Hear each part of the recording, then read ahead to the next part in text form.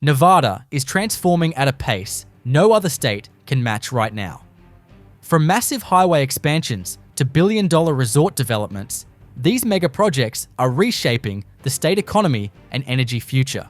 In this video, we explore Nevada's biggest megaprojects under construction in 2026 and reveal how they will redefine the Silver State for decades to come. Before the first pitch is ever thrown, the Las Vegas Athletics Stadium is, in 2026, primarily a civil engineering and logistics project built on a tight urban site. This MLB ballpark development in Nevada is centered on assembling a compact, climate-controlled venue, coordinating heavy construction with strip area traffic, utilities, and year-round tourist activity. The stadium is planned as a modern, retractable roof ballpark to manage extreme heat and make day games viable in summer. That roof choice drives much of what construction looks like in 2026.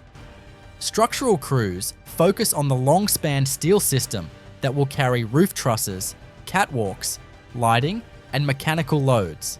Concrete teams work in parallel on the seating bowl, concourse levels, and the reinforced cores that anchor elevators, stairs, and service shafts.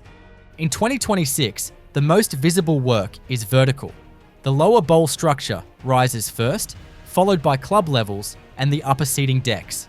This is also when the project locks in its permanent geometry, because sightlines, vomitories, and concourse widths are cast into the building. With a roofed stadium, interior coordination becomes a major schedule driver.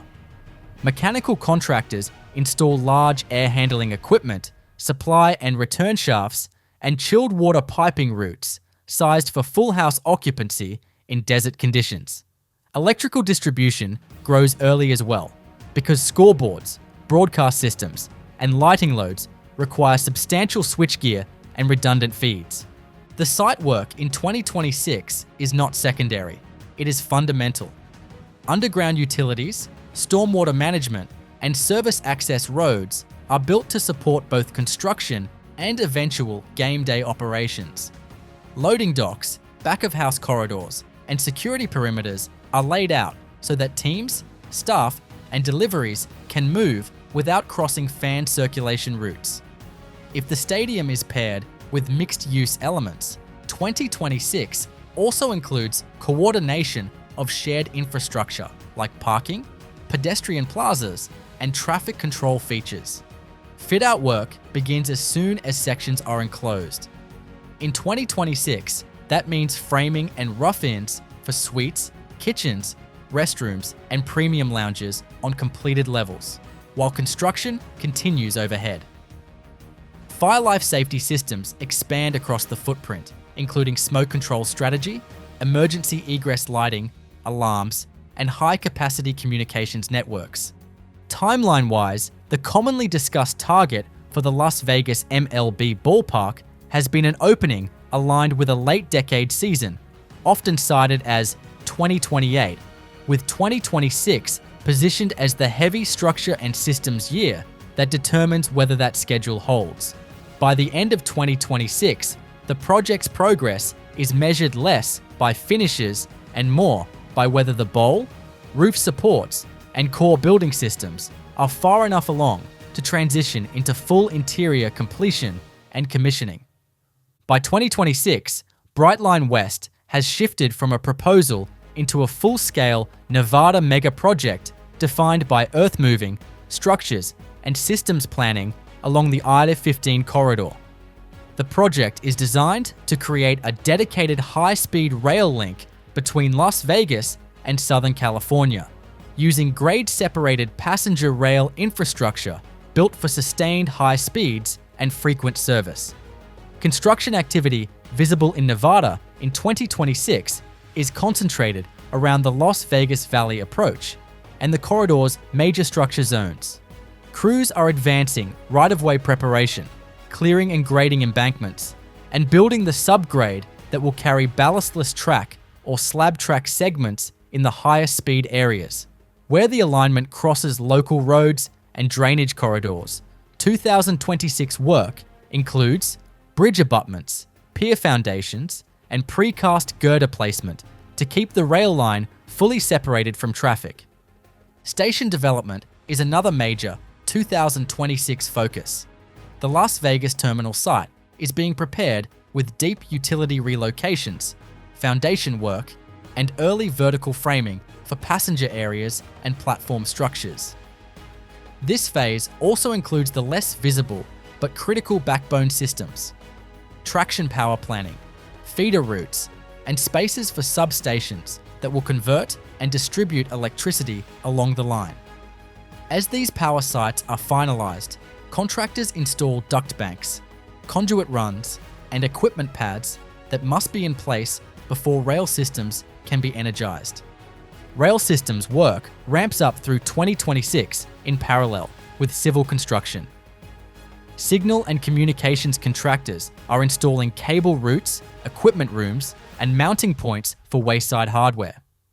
Because high-speed operations rely on precise train control, this stage is about building the physical network that will later support automated protection, dispatching, and continuous monitoring. Along windy desert segments, teams also implement sand and drainage mitigation, including channel improvements, erosion control, and protective barriers that reduce the risk of drift material accumulating near the track. A defining feature of 2026 construction is sequencing around access and safety. Much of the alignment runs within or adjacent to freeway right-of-way, so the work plan is built around traffic management, night closures, and stage construction zones. Heavy haul deliveries, concrete pours, and crane picks are scheduled to minimize disruption while maintaining steady progress on structures and guideway elements.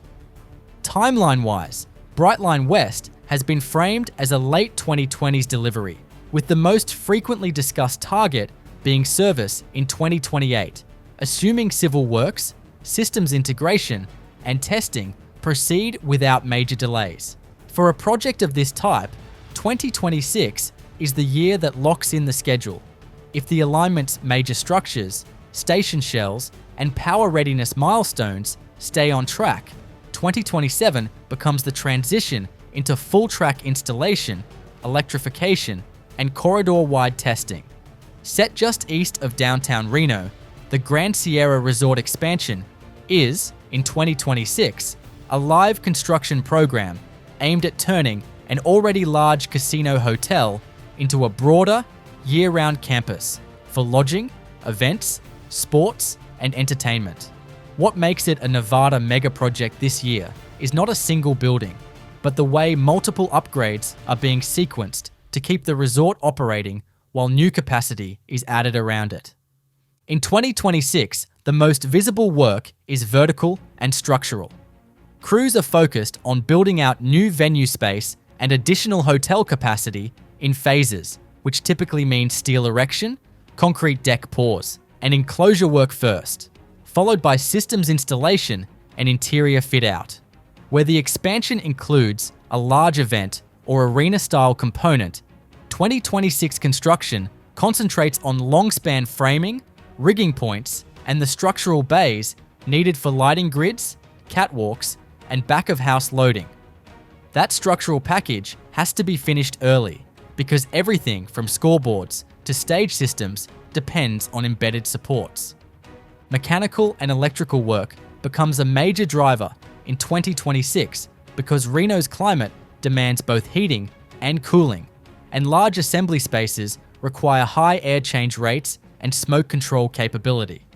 Contractors are installing air handling units, duct mains, and vertical shafts while routing chilled water, hot water, and fire protection piping through congested ceiling zones. Electrical teams are expanding service capacity with new switchgear, upgraded transformers, and redundant distribution paths to support gaming floors, kitchens, and event production loads simultaneously. Site circulation is also being rebuilt in 2026 to handle higher peak volumes. That includes reworking drop-off zones, rideshare staging, service roads, and pedestrian connections between the resort core and new amenities. Utility trenching is active during this phase, because expansions often require new stormwater infrastructure, upgraded sanitary connections, and expanded telecom and fiber capacity for ticketing, security, and broadcast. Parking and wayfinding improvements typically follow close behind, with phased paving, striping, and lighting upgrades scheduled to avoid interrupting major weekend demand. Interior progress in 2026 is less flashy but critical.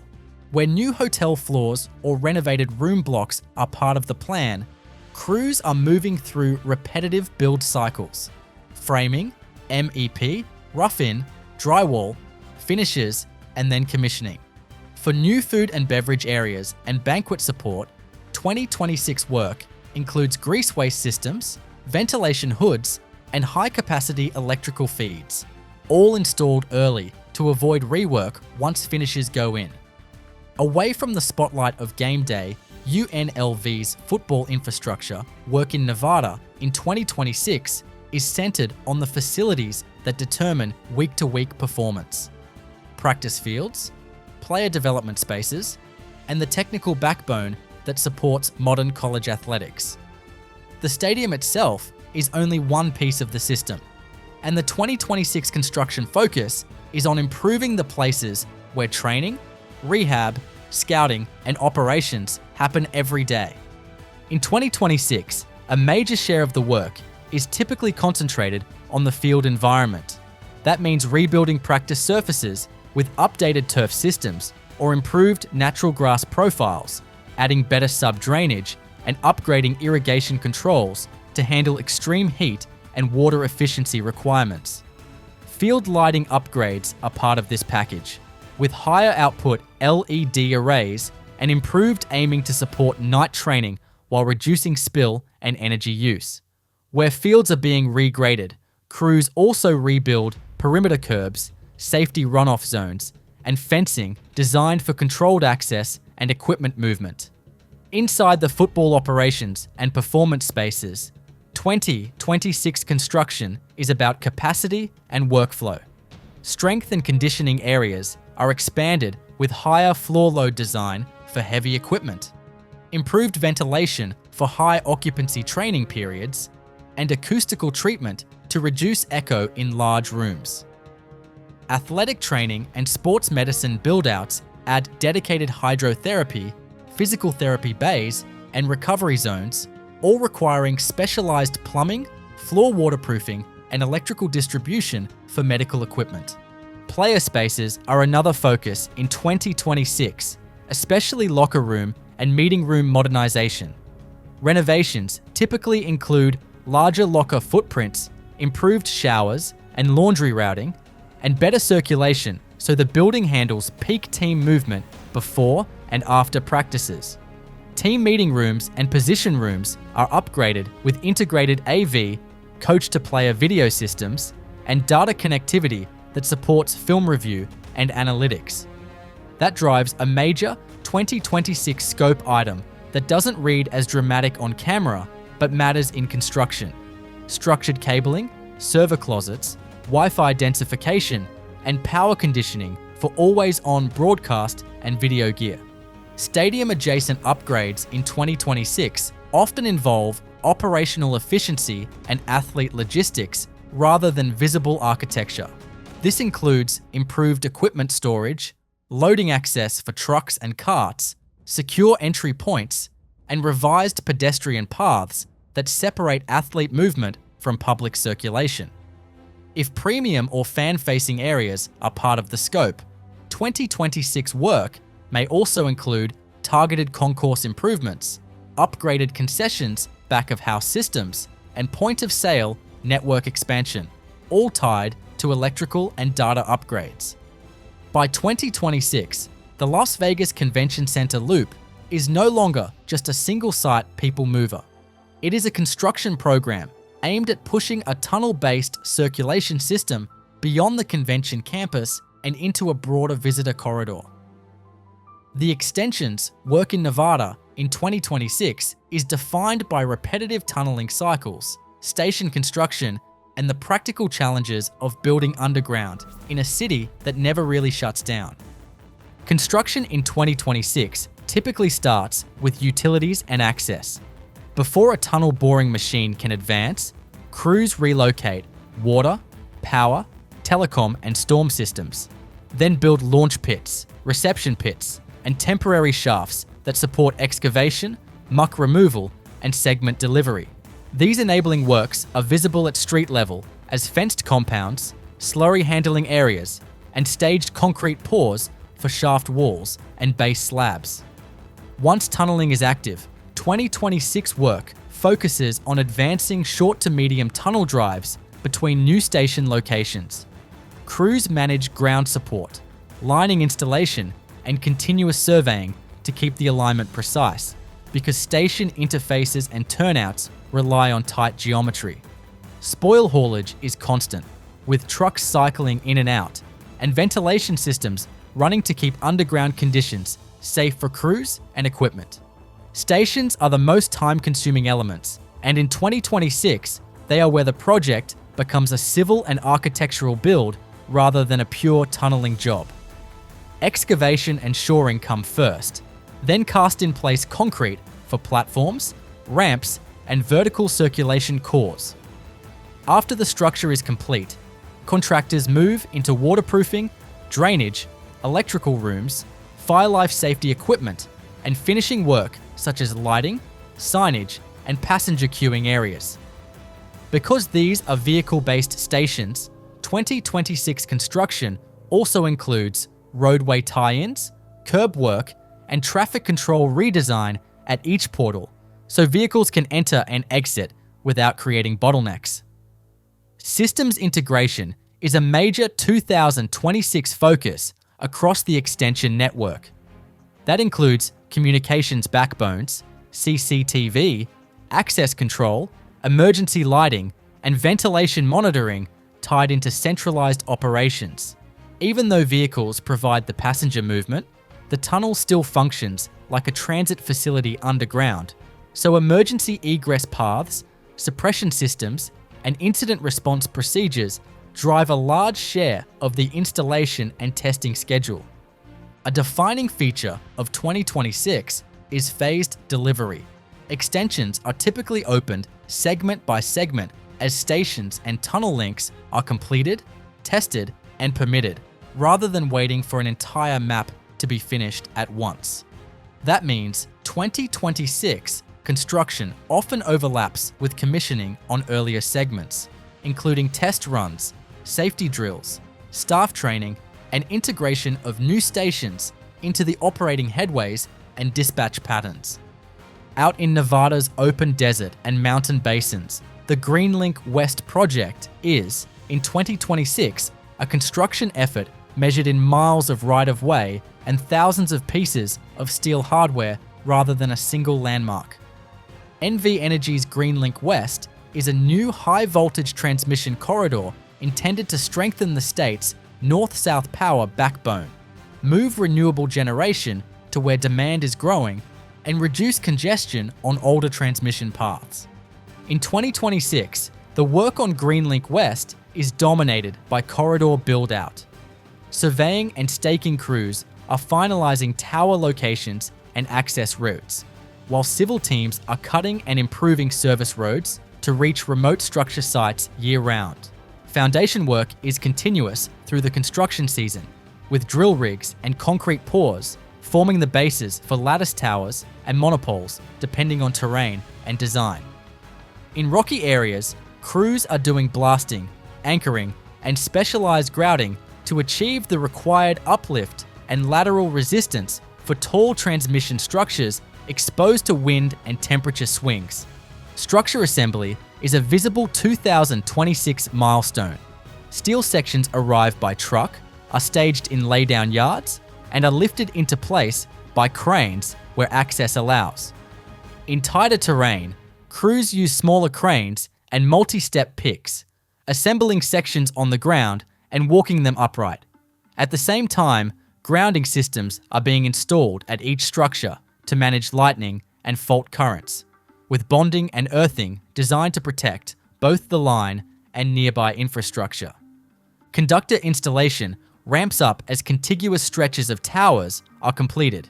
In 2026, this means stringing pilot lines, pulling conductors through travelers, tensioning to spec, and clipping in hardware that controls vibration and galloping in high winds.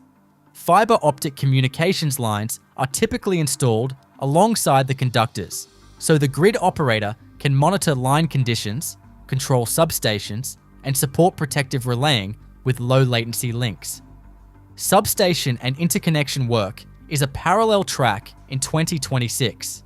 New or expanded substations require heavy foundations, steel gantries, breakers, transformers, and control houses. Electrical crews are building buswork, installing protection and control panels, and commissioning SCADA connections. These nodes are where Greenlink West becomes useful, because they determine how power is routed between regions and how new solar, geothermal, and storage projects can connect reliably. Environmental and permitting commitments stay active during construction. In 2026, that includes erosion control, dust management, wildlife timing windows, and restoration work behind the moving construction front, especially where access roads cross washes or sensitive habitat. In the Las Vegas Valley, the Intermountain Health Children's Hospital project is one of Nevada's most consequential healthcare builds still under construction in 2026. The facility is being delivered as a dedicated pediatric hospital designed to expand specialty care capacity, reduce the need for families to travel out of state, and create a modern hub for children's emergency, inpatient, and surgical services. By 2026, the project is in its intensive build-out phase. The structural frame and building enclosure are advancing, and the construction focus has shifted toward the systems that make a hospital function safely. Mechanical, electrical, and plumbing trades are installing the backbone infrastructure floor by floor: large air handling units, medical gas lines, fire protection piping, and redundant electrical distribution. Critical care spaces require strict air pressure relationships and infection control measures, so 2026 work includes commissioning of HVAC zones, sealing of penetrations, and installation of filtration systems sized for operating rooms, isolation rooms, and neonatal care environments. Interior construction in 2026 is also defined by specialized build requirements. Patient rooms are framed and roughed in with head walls that integrate oxygen, vacuum, data, and nurse call systems. Imaging areas require structural support and shielding coordination, so contractors are placing lead-lined assemblies, vibration mitigation, and dedicated power feeds for MRI, CT, and interventional equipment. Surgical suites and procedure rooms move through a tightly sequenced workflow in 2026. Wall framing, above-ceiling service booms, low-voltage integration, and cleanable finish packages designed for infection prevention. Outside the building, site infrastructure remains active in 2026. Work includes final grading, stormwater management, and the construction of ambulance and service access routes that separate emergency circulation from public drop-offs. Utility tie-ins are a major task this year, especially for redundant power and backup generation. Hospitals require continuous operation, so 2026 construction includes generator yard installation, fuel systems, automatic transfer switches, and testing protocols that verify the facility can sustain critical loads during grid outages. Technology integration is another defining 2026 scope item. Data closets, fiber runs, and wireless infrastructure are being installed early because clinical systems depend on reliable connectivity. Security and access control systems are layered in as areas are enclosed, including camera networks, controlled staff entries, and infant security features typical of pediatric facilities. On the north end of the Las Vegas Strip corridor, the LVXP resort and arena concept represents a different kind of Nevada megaproject in 2026. A hybrid development where a major entertainment venue is built as the anchor tenant, and the resort components are engineered around its event schedule, crowd flows, and broadcast demands. In 2026, when projects of this type are actively under construction, the work is less about decorative finishes and more about structural sequencing, utilities, and the back-of-house systems that allow an arena district to operate at high capacity. The arena drives the construction logic. In 2026, the critical path typically begins with deep foundations and substructure, because an arena requires long-span framing, heavy roof loads, and large, clear interior volumes. Crews focus on excavation, shoring, and concrete pours for lower bowls, service corridors, and loading docks. That below-grade work is paired with early construction of the event spine, meaning truck access, stage dock geometry, and the internal routes that move performers, broadcast gear, and concessions inventory without crossing public circulation. As the structure rises in 2026, steel erection becomes the visible milestone.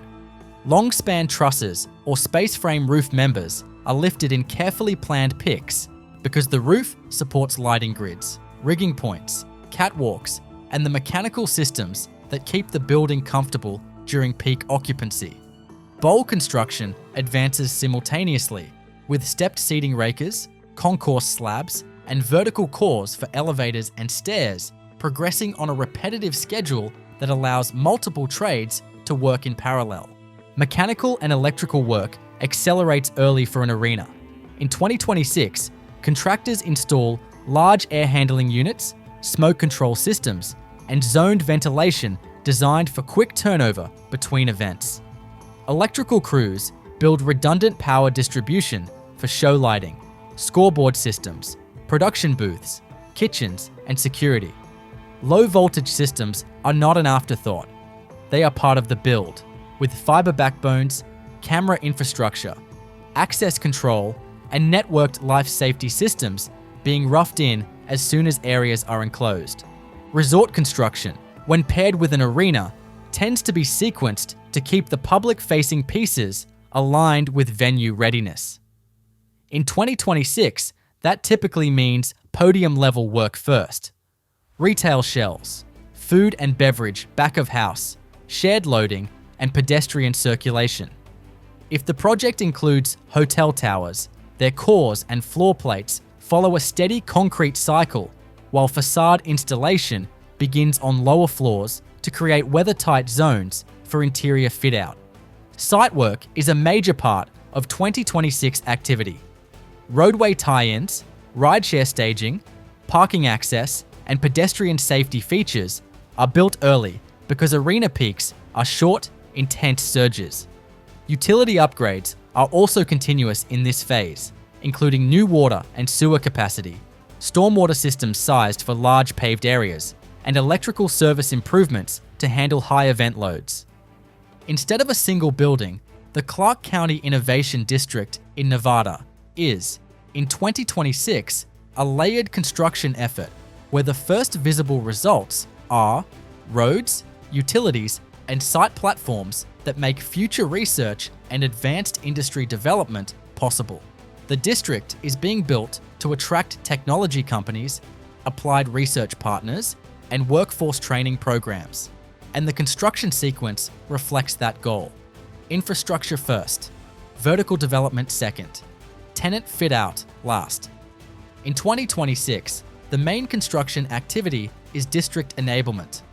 Crews are grading large parcels to final elevations, building retaining structures where needed, and installing the underground network that lets multiple future buildings connect without repeated excavation.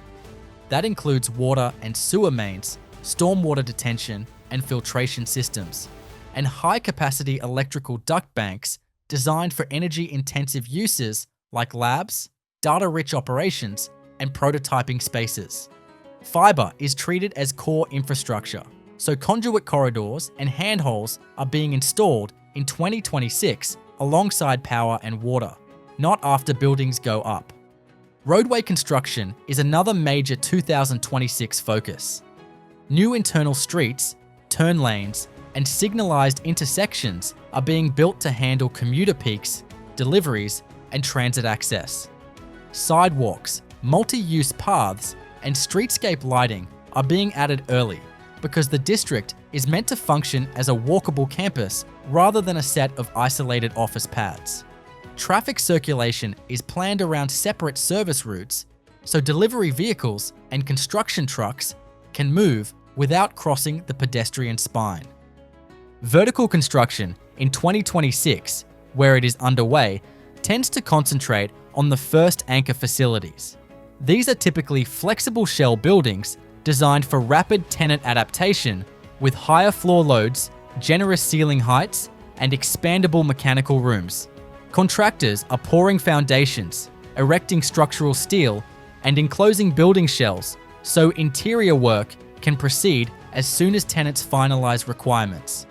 Mechanical and electrical rough-ins are a major schedule driver in these early buildings because innovation tenants often require redundant power, enhanced cooling, and segmented ventilation for clean work areas or small-scale lab environments.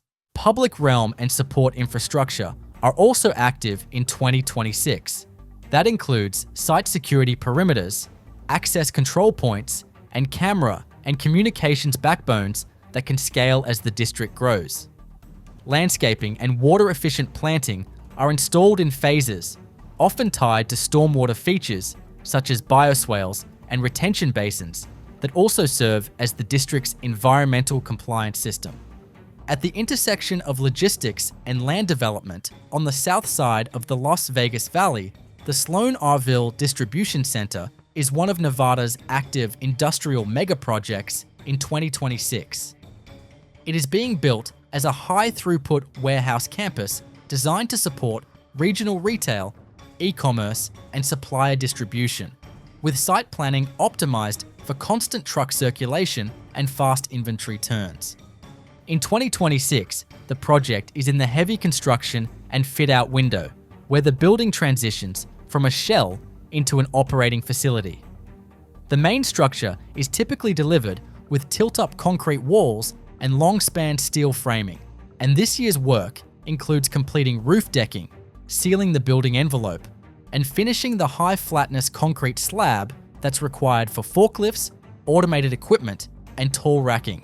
As the slab cures, crews are cutting joints, applying surface hardeners where specified, and verifying tolerances that affect future automation performance. Dock infrastructure is a major 2026 focus. Contractors are installing dock doors, levelers, seals, and edge protection, while building out staging aprons and trailer parking areas.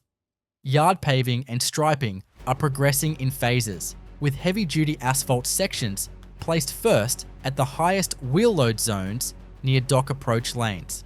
Truck courts are being designed around turning radii for 53-foot trailers, so curb lines, bollards, and internal fencing are being set early to lock in circulation. Fire and life safety systems take center stage during this phase. In 2026, crews are installing ESFR, sprinkler piping, pump rooms, water storage where required, and the alarm and monitoring systems that tie the building into local response networks. Interior lighting, emergency egress routes, and exit signage are installed alongside these systems so the facility can move toward inspection and occupancy milestones. Electrical and data infrastructure is another defining scope item in 2026. Distribution centers rely on high-capacity service for conveyors, chargers, and IT, so switchgear, transformers, and panel boards are being installed, with conduit runs laid out to support flexible tenant layouts. If the facility includes automation, this is also the year when mezzanine platforms, conveyor supports, and equipment pads are built, followed by power drops and control wiring that connects scanners, sortation systems, and networked sensors. Office and employee support areas are typically built out in parallel. In 2026, that means framing and finishing for admin offices, break rooms, restrooms, and training rooms, along with HVAC zoning that separates conditioned office space from the large volume warehouse environment. Exterior work continues at the same time, including landscaping, stormwater basins, and perimeter security features such as controlled gates and camera-ready lighting poles. Set within Exposition Park in Los Angeles, the Lucas Museum of Narrative Art is one of the most distinctive cultural construction projects advancing toward completion in the United States in 2026. The project is designed as a major museum dedicated to narrative art in multiple forms, including illustration, painting, photography, comics, cinema-related material, and digital media, with a building program that also includes galleries, theaters, educational space, archives, public landscape, and visitor facilities. Its significance in the 2026 construction cycle comes from the fact that it is not a standard institutional building. It combines complex architecture, specialized museum systems, and extensive site integration in one of Los Angeles' most important civic districts. The structure itself is central to the project's identity. Unlike a conventional rectangular museum, the building is defined by a sculptural form with a continuous exterior envelope and a highly controlled interior environment. That architectural approach creates additional complexity in both construction and completion. The work is not limited to erecting floor plates and closing a facade. It requires precise coordination between structural systems, exterior cladding, waterproofing, environmental controls, and the interior gallery conditions needed for long-term preservation of artworks and archival materials. By the time the project reaches its 2026 completion phase, the most important work is concentrated on final enclosure, systems commissioning, interior fit-out, and landscape integration. Exterior construction in that period includes completion of the outer skin, sealing of the building envelope, roof finishing, drainage resolution, and the final detailing, required to protect the structure and create stable internal environmental performance. Inside the museum, the key construction activities include gallery finishing, installation of climate control systems, lighting systems, fire protection, security infrastructure, vertical transportation, theater and presentation spaces, back-of-house support areas, and the specialized mechanical and electrical systems required for museum operations. A museum of this type also depends on exact environmental calibration before it can function. Completion is not achieved when the building is visually finished. The project has to move through balancing and testing of temperature and humidity controls, life safety certification, access control integration, audio-visual commissioning, and the preparation of collection handling spaces. Exhibition areas require carefully controlled lighting and air management. Storage and archive areas need stricter performance standards than many ordinary public buildings. That makes the final year of construction particularly technical because the project is transitioning from architectural completion into operational readiness. One of the most complex airport infrastructure undertakings in the United States is nearing critical completion at Los Angeles International Airport in 2026. The Landside Access Modernization Program, or LAMP, is a $5.5 billion capital investment project reshaping ground transportation access to LAX. Its core components are designed to eliminate decades of congestion by reconfiguring how passengers arrive at and depart from one of the busiest airports in the world. At the center of the program is the 2.25-mile automated people mover, an elevated train system that will connect terminals to new off-site facilities. By 2026, all 6 stations of the APM are in advanced phases of construction. Guideway installation is complete, and systems integration is actively underway. This includes communications, train control, traction power, and platform screen doors. Testing of the first train sets began in 2024, and full pre-revenue operations are scheduled for mid-2026, with the line expected to open to the public later in the year. The APM will operate 24 hours a day, with peak headways of under 3 minutes, linking the central terminal area with 3 major intermodal access points: the Consolidated Rent-A-Car Facility, the Intermodal Transportation Facility, West, and the future Airport Metro Connector Station at 96th Street. These access points are critical to shifting passenger movement away from curbside traffic. Construction of the Conrack facility is substantially complete in 2026. Located east of the 405 freeway, this 5.3 million square foot structure consolidates over 20 rental car operations into a single vertical facility, reducing shuttle trips by over 3,000 daily. The facility includes ready return areas, maintenance bays, fueling stations, and direct access to the APM. Operational turnover to rental car companies began in late 2025, with phased occupancy continuing through 2026. The ITF West, a major drop-off and pickup location with public parking, opened in 2021, but continues to evolve in 2026 with integration of pedestrian pathways, wayfinding systems, and last-mile transit connections. The facility includes nearly 4,300 parking spaces and serves as the western terminus of the APM.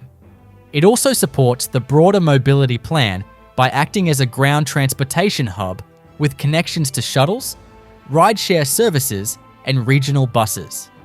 On the eastern side of the system, construction of the Airport Metro Connector Station, led by LA Metro, is active in 2026. This facility will link the APM to the regional rail network via the Metro K line and future expansions. Platform structure, track installation, and system integration are progressing, with projected completion targeted for 2027. When operational, it will allow passengers to reach LAX from the metro system without the need for a vehicle. Additional work in 2026 includes extensive roadway realignment within the central terminal area. This involves upgrading access roads, curbs, and signage to match the new passenger circulation model, including drop-off lanes designed for rapid movement to the APM platforms. Pedestrian bridges linking terminals to the APM stations are in final construction stages, involving glass installation, elevator commissioning, and ADA compliance checks. The LAMP project also integrates sustainability features. Solar panels, electric, vehicle infrastructure, and stormwater capture systems are being commissioned across multiple facilities. The APM itself is all electric, designed to reduce greenhouse gas emissions by over 30,000 metric tons annually once fully operational.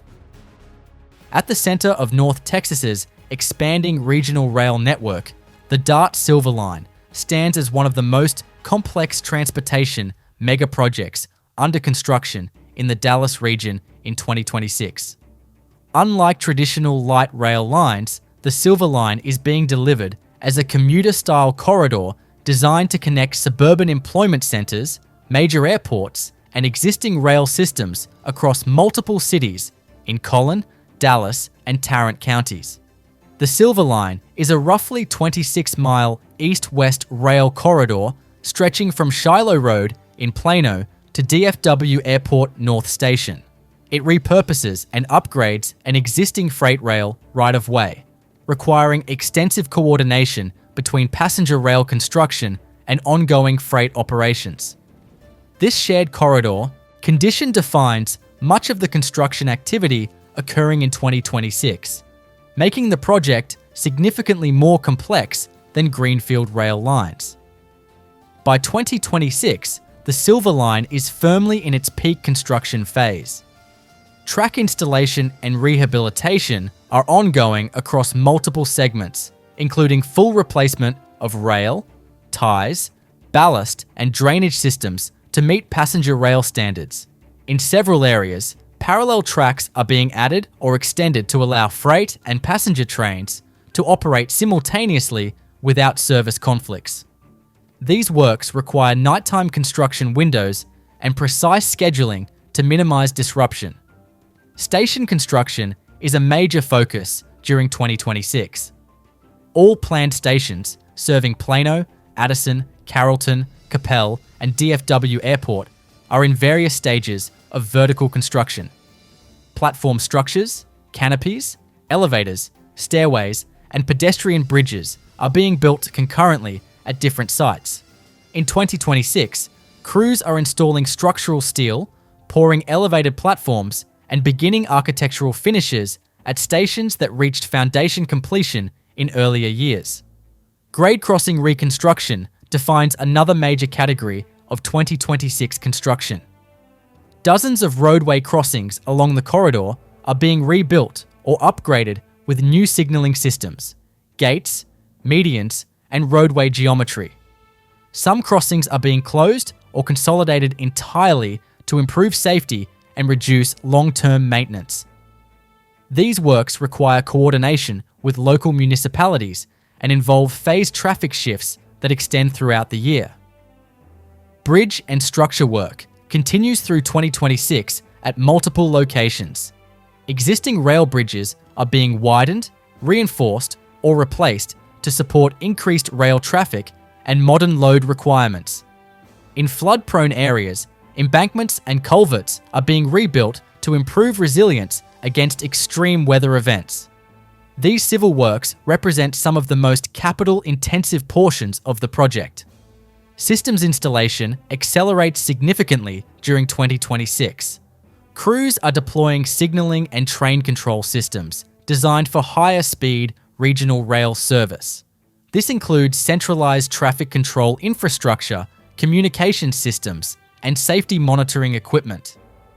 Fiber optic networks are being installed along the corridor to support real-time operations, dispatching, and passenger information systems. From a timeline perspective, 2026 is a transition year between heavy civil construction and operational readiness. While earthwork and major structures dominate early phases of the project, 2026 sees a shift towards systems integration, station completion, and corridor-wide testing preparation. Track work and signaling installation continue into 2027, followed by extensive testing and certification. Revenue service is not expected to begin in 2026. Instead, late 2026 and 2027 are dedicated to system testing, operator training, safety certification, and coordination with freight rail partners. Full passenger service is anticipated after completion of these phases, with opening targeted in the latter part of the decade, contingent on testing and regulatory approval timelines. Within the broader context of Dallas megaprojects under construction in 2026, the DART Silver Line is distinct for its regional impact rather than visual prominence. It directly connects major job centers, suburban cities, and DFW Airport without requiring transfers through downtown Dallas. Its construction reshapes an existing rail corridor into a modern passenger system, expanding mobility options across one of the fastest growing metropolitan regions in the United States.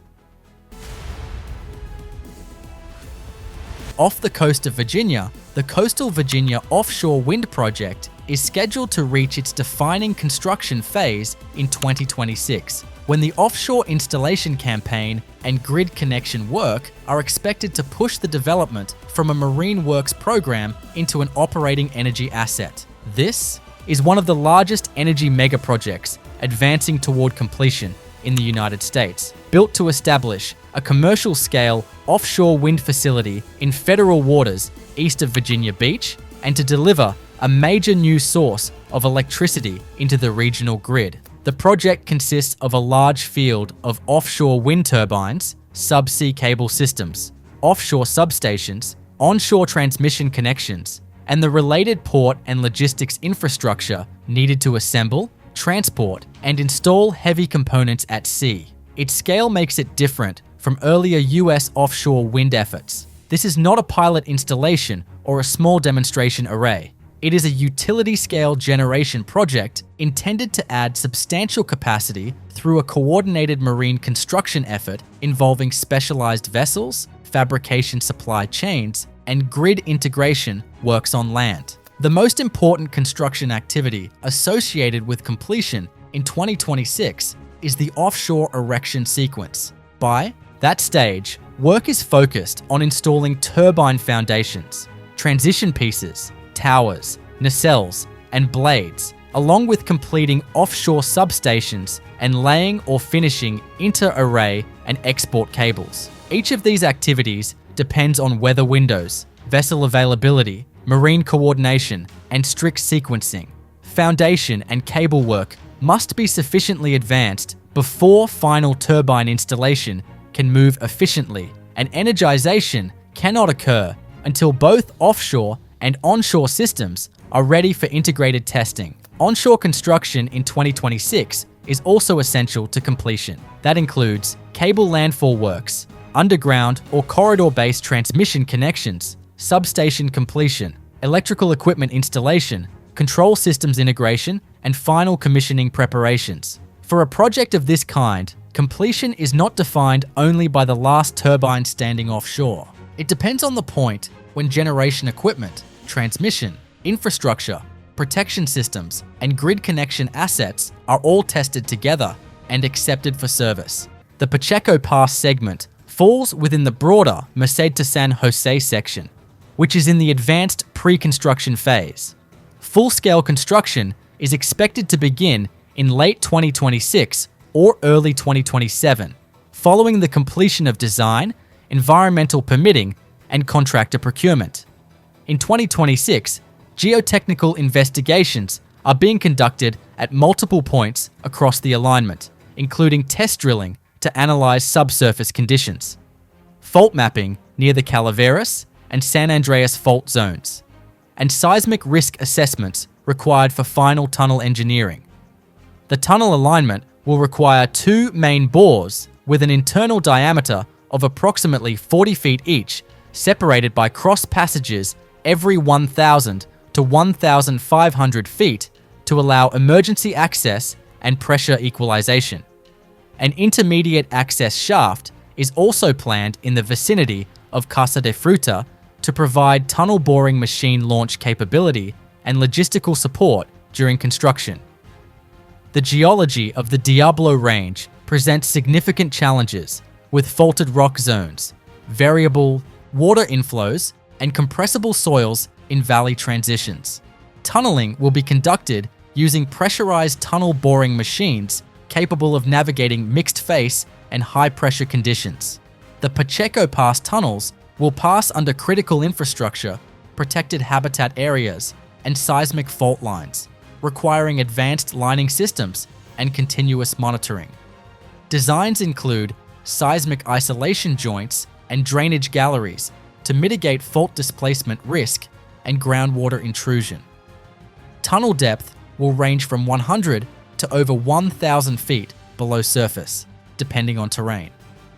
Ventilation and safety systems, including emergency egress, fire protection, and pressurization controls, are part of the ongoing systems design effort in 2026. Upon completion, the tunnels will enable a seamless high-speed rail corridor from Merced to Gilroy, reducing rail travel time across the pass from over an hour to just under 15 minutes. Combined with viaducts, embankments, and cut and fill sections across the San Joaquin Valley and into the Santa Clara Valley, the Pacheco Pass alignment represents one of the most capital-intensive and engineering-heavy components of the entire HSR system. The full Merced to San Jose segment is targeted for phased operational readiness beginning in the early 2030s, contingent on funding and right-of-way clearance. In 2026, contract packaging and procurement strategy are being finalized. The tunnel construction will likely be delivered as part of a design-build package, integrating civil structures, systems, and tunnel fit-out under a single delivery framework. Coordination with Caltrain and Union Pacific Railroad in the Gilroy area is also active in 2026, where blended operations with existing rail infrastructure are being planned. At full build-out, the Pacheco Pass tunnels will serve as the gateway between the Central Valley's agricultural and inland urban centers and the tech-driven economy of Northern California. The tunnels are expected to handle multiple high-speed rail trains per hour in each direction, forming a high-capacity backbone for statewide intercity travel. Their construction, once launched, will take an estimated 6 to 7 years, involving around-the-clock excavation and a continuous logistics chain to manage spoil removal, liner segment installation, and tunnel utility integration. By the middle of the decade, one of North Texas's earliest soccer-specific stadiums is undergoing a comprehensive reconstruction that places it firmly among Dallas area megaprojects active in 2026. The new Toyota Stadium redevelopment in Frisco represents a multi-year modernization effort focused on structural capacity, revenue generation, climate mitigation, and long-term event flexibility rather than a simple renovation. Toyota Stadium originally opened in 2005, designed for a different era of Major League Soccer and a much smaller regional population. The redevelopment project restructures the existing stadium rather than replacing it, allowing FC Dallas to continue operations while construction advances in carefully sequenced phases. By 2026, the project is deep into its most technically demanding stage, with heavy construction occurring throughout the seating bowl, concourses, and building systems. Construction work during 2026 concentrates on major structural modifications. Entire sections of the lower bowl are being demolished and rebuilt to adjust rake angles, improve sightlines, and support additional vertical loads from new premium levels above. New concrete pours and steel framing are installed in phases to maintain stadium stability, while adjacent areas remain operational. This year also includes reinforcement of existing foundations to meet updated building codes and support heavier roof and canopy systems. One of the most visible construction efforts in 2026 is the installation of expanded canopy structures. These roof elements are designed to significantly increase shaded seating, addressing long-standing heat exposure issues. The canopy construction involves large-span steel trusses, integrated lighting mounts, and future-ready broadcast attachment points. Installation is staged section by section to allow partial stadium use during the soccer season. Premium seating and hospitality spaces dominate interior construction in 2026. New club lounges, lodge boxes, and suites are being built into previously underutilized stadium volume. This requires extensive mechanical and electrical upgrades, including new air handling units, upgraded power distribution rooms, and expanded data infrastructure. Plumbing systems are also being replaced or rerouted to serve higher capacity food and beverage operations. Concourse reconstruction is another major focus in 2026. Existing concourses are being widened, regraded, and reconfigured to improve circulation and accessibility. Vertical transportation systems, including elevators and stairs, are being added or relocated to comply with modern accessibility standards. These changes require careful coordination between demolition crews, concrete teams, and utility installers to avoid service disruptions. Technology infrastructure work accelerates during 2026. Crews are installing new fiber optic backbones, wireless access systems, and security networks throughout the stadium. Dedicated broadcast rooms and control spaces are under construction to support national and international television requirements. These systems are designed to accommodate future tournaments and non-soccer events without additional major retrofits. Outside the stadium bowl, 2026 construction includes the redevelopment of surrounding plazas and entry zones. Pedestrian circulation is being improved through expanded hardscape areas, upgraded lighting, and reworked security screening layouts.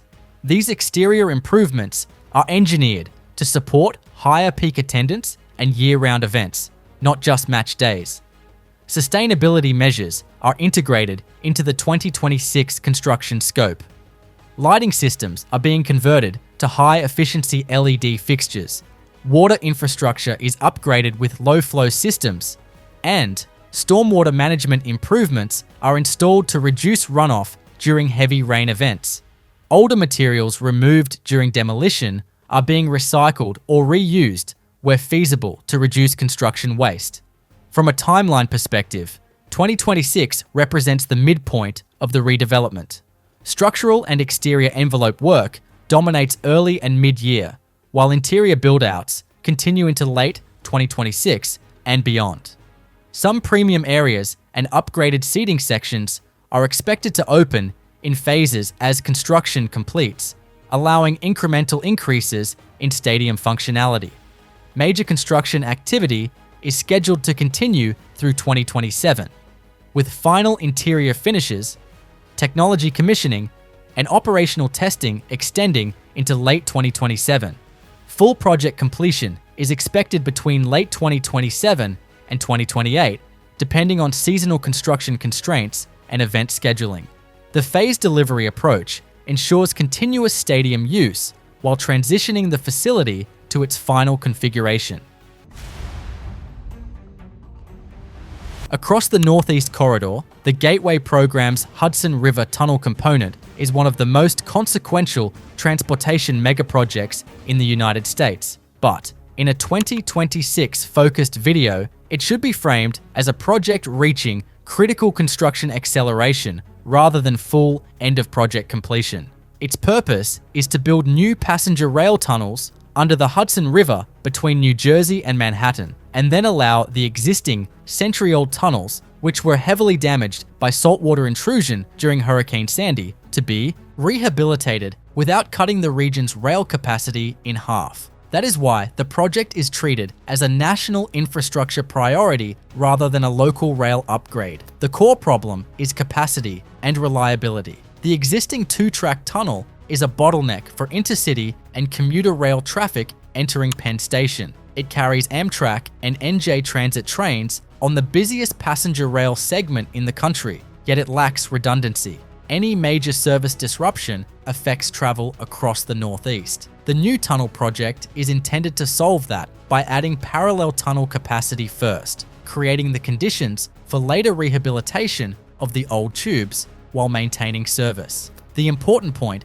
is that 2026 is associated with major active construction and package-level milestones, not with the final opening of the full tunnel system to passengers. In that year, the key work is expected to include continued heavy civil construction on approach structures, tunnel portal, areas, retaining structures, utility relocation, ground improvement, excavation support, concrete works, and early tunnel-related infrastructure on both sides of the river. Where contracts are advanced enough, 2026 activity also includes site preparation for full tunneling operations, staging areas, access shafts, and the supporting infrastructure needed before boring or immersed structural progress can translate into final rail systems installation. The project is unusually complex because it is not only a tunnel beneath a major river. It has to connect into one of the most constrained rail environments in North America.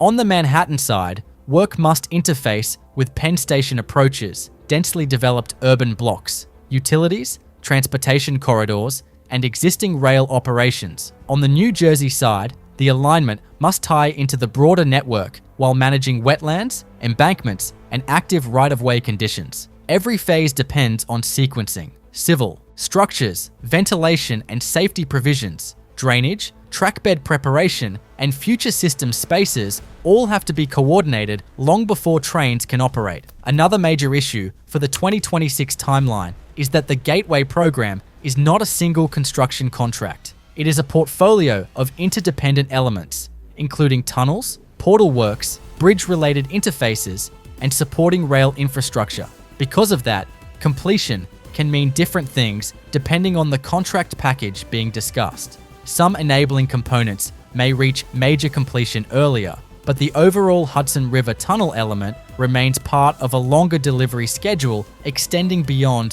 2026. In 2026, several major extensions of the Bay Area Rapid Transit System are under construction, forming a critical part of Northern California's long-term transit infrastructure strategy. The largest and most technically complex is the Silicon Valley Phase 2 extension, a 6-mile expansion of BART. Service from Berryessa, North San Jose, to downtown San Jose and Santa Clara. This project is being led by the Santa Clara Valley Transportation Authority in partnership with BART and is a federally funded multi-billion-dollar endeavor. Construction in 2026 is fully active along the entire Phase 2 alignment.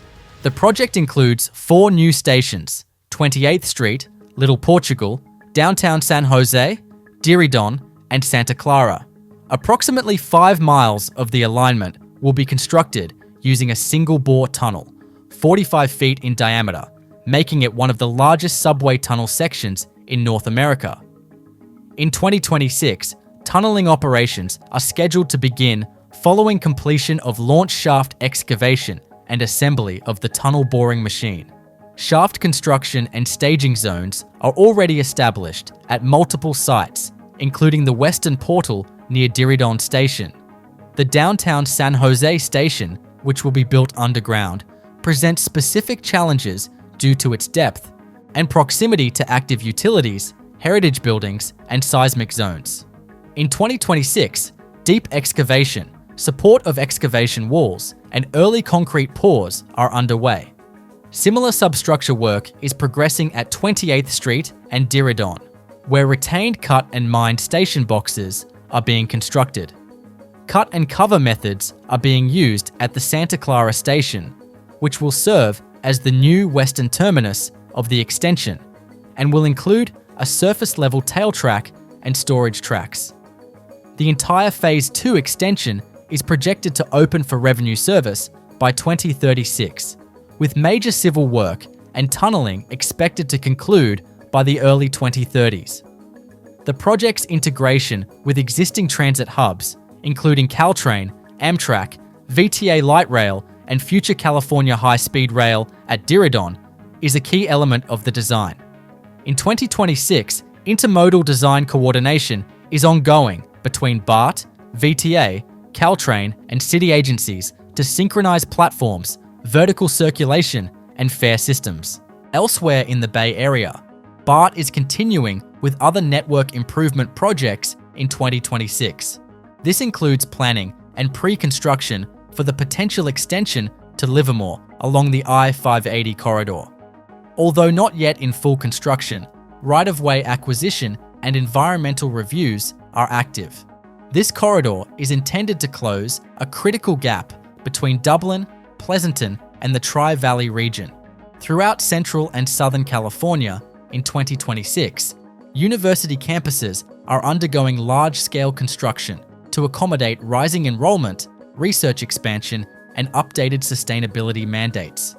These developments span multiple University of California and California State University institutions, with a focus on housing, laboratories, medical infrastructure, and renewable energy integration. At the University of California, Merced, construction continues on multiple academic and housing facilities under the 2020 Project Phase 2, expanding the campus's capacity well beyond its original footprint. In 2026, vertical construction is active on new science and engineering buildings, along with residential halls that will add over 1,000 new beds by 2027. These additions support UC Merced's long-term goal to serve over 15,000 students and enhance its research output in agricultural technology and climate science. South of Dallas's central business district, the K. Bailey Hutcherson Convention Center is undergoing a comprehensive expansion and reconstruction that places it among the most consequential megaprojects under construction in the city in 2026. The project is not a simple addition to the existing facility, but a phased redevelopment designed to modernize one of the largest convention centers in the region while maintaining event operations throughout construction. The expansion replaces large portions of the aging convention center with new structures that significantly increase usable exhibition space, improve circulation, and align the facility with current national convention standards. The redevelopment is also closely tied to downtown Dallas's broader urban strategy, including connectivity to surrounding districts and preparation for major international events. By 2026, the project is in its most intensive construction phase. Demolition of outdated exhibition halls and support spaces has largely been completed, allowing new structural work to dominate the site. Crews are actively engaged in deep foundation construction, including drilled piers and mat foundations designed to support long-span exhibit halls and multi-level meeting facilities. These foundations are engineered to accommodate heavy floor loads associated with large conventions and trade shows. Superstructure construction accelerates throughout 2026. Steel framing for expansive exhibit halls is erected using long-span trusses that minimize interior columns and maximize flexible floor space. Concrete cores housing vertical circulation, mechanical shafts, and life safety systems rise concurrently. The sequencing of this work is carefully planned to allow portions of the existing convention center to remain operational while new sections are built adjacent to them. Exterior enclosure becomes a major focus during 2026. Crews install curtain wall systems, precast panels, and roofing assemblies as structural work reaches completion in phases. These systems are designed for durability, energy efficiency, and acoustic performance, reducing operational costs and improving the experience for both exhibitors and visitors. Interior construction advances rapidly in 2026 across completed structural zones. Mechanical, electrical, and plumbing systems are installed to support modern convention requirements, including high-capacity power distribution, advanced HVAC systems, and extensive data infrastructure. These systems are designed to accommodate simultaneous large events with high technology demands, such as trade shows requiring heavy electrical loads and extensive connectivity. Circulation and access improvements are a critical component of the 2026 construction scope. New concourses, meeting room clusters, and pre-function spaces are being built to improve wayfinding and reduce congestion. Vertical transportation systems, including escalators and elevators, are installed to efficiently move large crowds between exhibit levels and meeting spaces. These improvements address long-standing operational limitations of the original facility. Site and infrastructure work continues alongside vertical construction in 2026. Roadway realignments, service access improvements, and utility upgrades are underway to support increased event traffic and logistics operations. Stormwater management systems are being upgraded to meet current standards and reduce flood risk in a historically vulnerable area of downtown. From a scheduling perspective, 2026 represents a midpoint to late middle stage of the overall redevelopment timeline. Major structural elements of the new expansion are expected to be completed during this period, with enclosure and interior build-outs extending into subsequent years. Phased openings allow new sections of the convention center to come online while construction continues elsewhere on the site. Linking hydropower from Canada directly into New York, the Champlain Hudson Power Express is one of the most consequential transmission megaprojects moving toward completion in the United States in 2026. The project is a long-distance, high-voltage direct current line designed to carry electricity from Quebec into New York City through a predominantly buried and underwater route. Its importance comes from both function and route strategy. Instead of relying mainly on new overhead corridors, the line is built largely beneath Lake Champlain, the Hudson River, and selected land segments, reducing surface disruption while creating a major new clean power connection into one of the country's largest electricity markets. The project consists of transmission cables, converter station infrastructure, landfall construction, buried terrestrial segments, underwater, installation works, interconnection facilities, and the control systems needed to operate an HVDC link across a long and technically varied corridor. Unlike a conventional generation project, this is an energy delivery mega project. Its value depends on whether the line can be physically installed, electrically integrated, and commissioned as a complete corridor. That makes the final construction period in 2026 especially important, because the system only becomes useful when the entire route and terminal equipment are ready together. The key construction work associated with 2026 completion is concentrated on the final cable installation segments, jointing and burial work, shoreline and transition point completion, and the finishing and energization of converter facilities. For a project using long submarine and underground cable runs, completion is not simply a matter of laying cable. Crews also have to complete trenching where required, backfill and protection measures, splice, vault work, cable testing, restoration of disturbed land segments, and the final interface between marine installed and land-based sections. Converter station work is equally critical, including installation of power electronics, transformers, cooling systems, protection equipment, control systems, and grid interconnection infrastructure. The schedule significance of 2026 is tied to the project's shift from corridor construction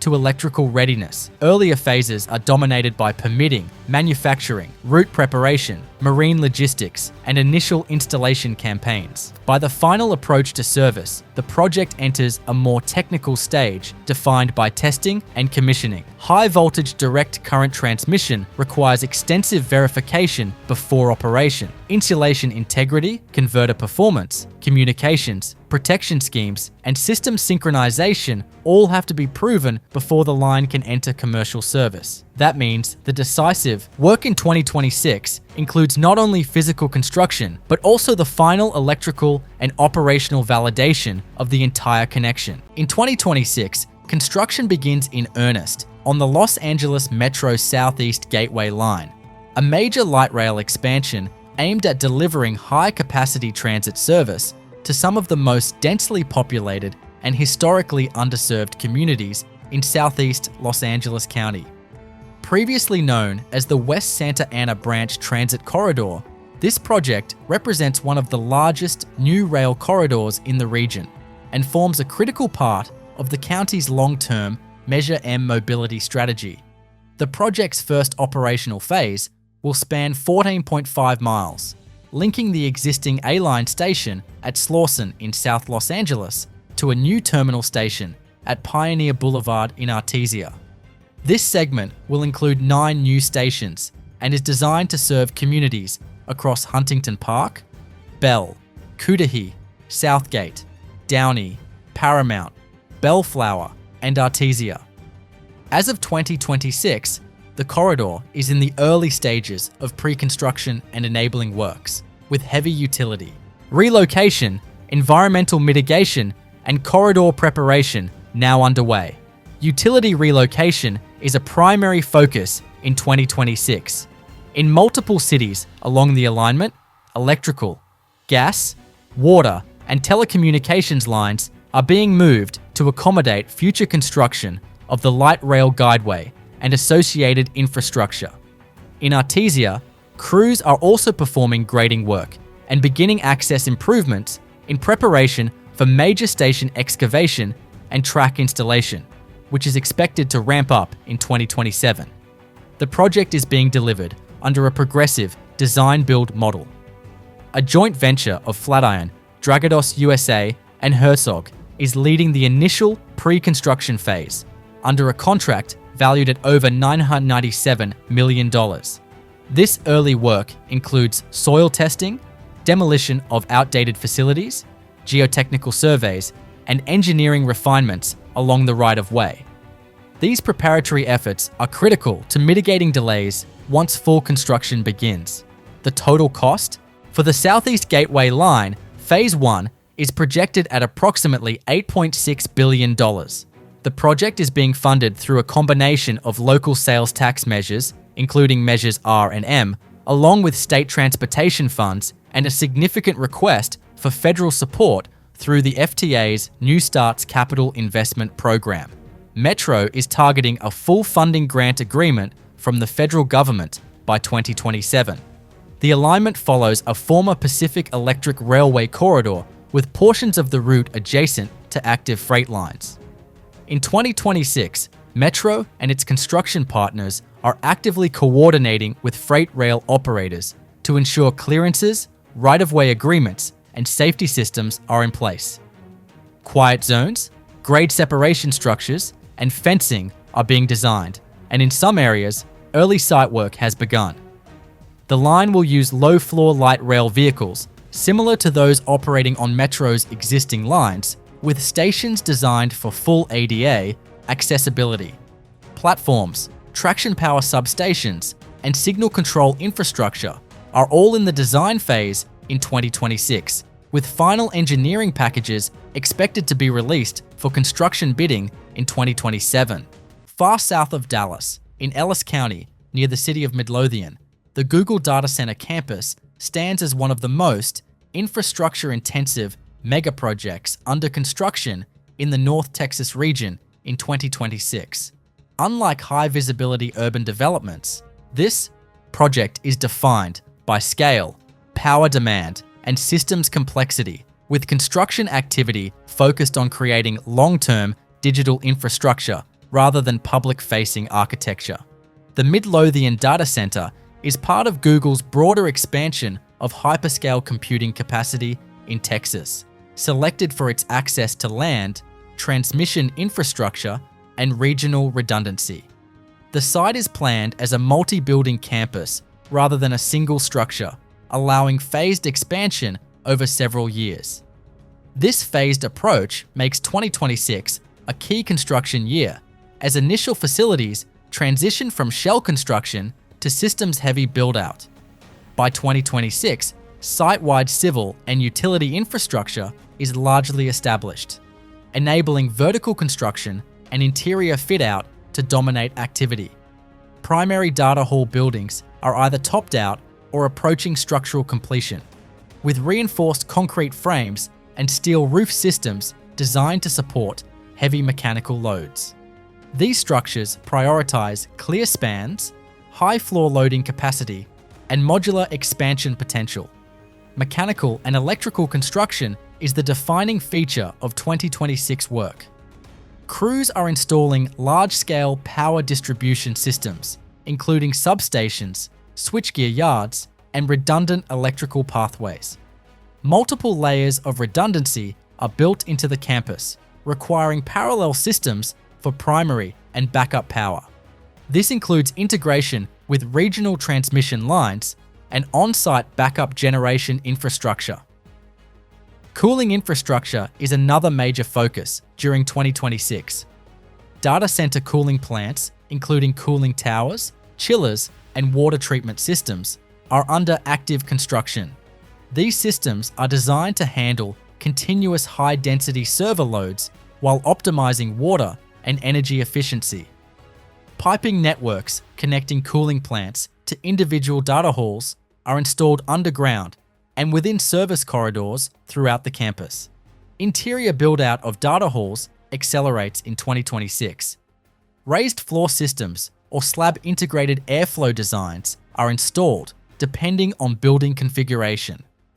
Server rack infrastructure, cable trays, and fire suppression systems are constructed in tightly sequenced phases. Fire protection systems typically use specialized suppression methods designed for sensitive electronic environments, requiring extensive testing and commissioning. Support buildings and ancillary facilities are also under construction in 2026. These include network operations centers, security facilities, maintenance buildings, and office space for on-site technical staff. These structures are less visually dominant, but critical for day-to-day operation and monitoring of the data center campus. Security and perimeter infrastructure advances significantly during 2026.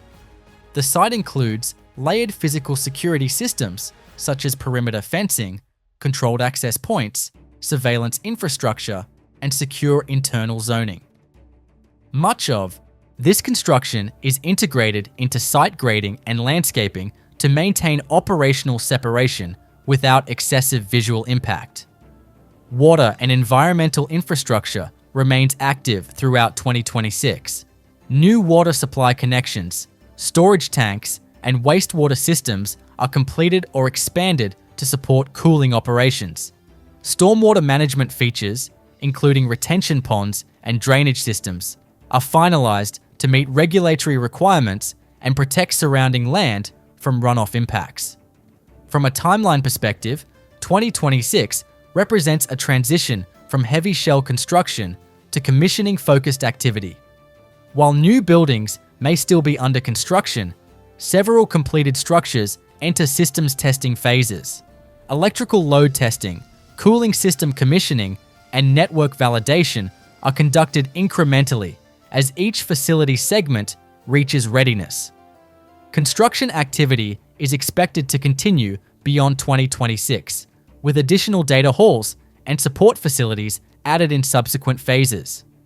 Full campus build-out is typically planned over multiple years, allowing capacity to scale with demand. Initial operational capability is often achieved before total completion, with sections of the campus coming online independently.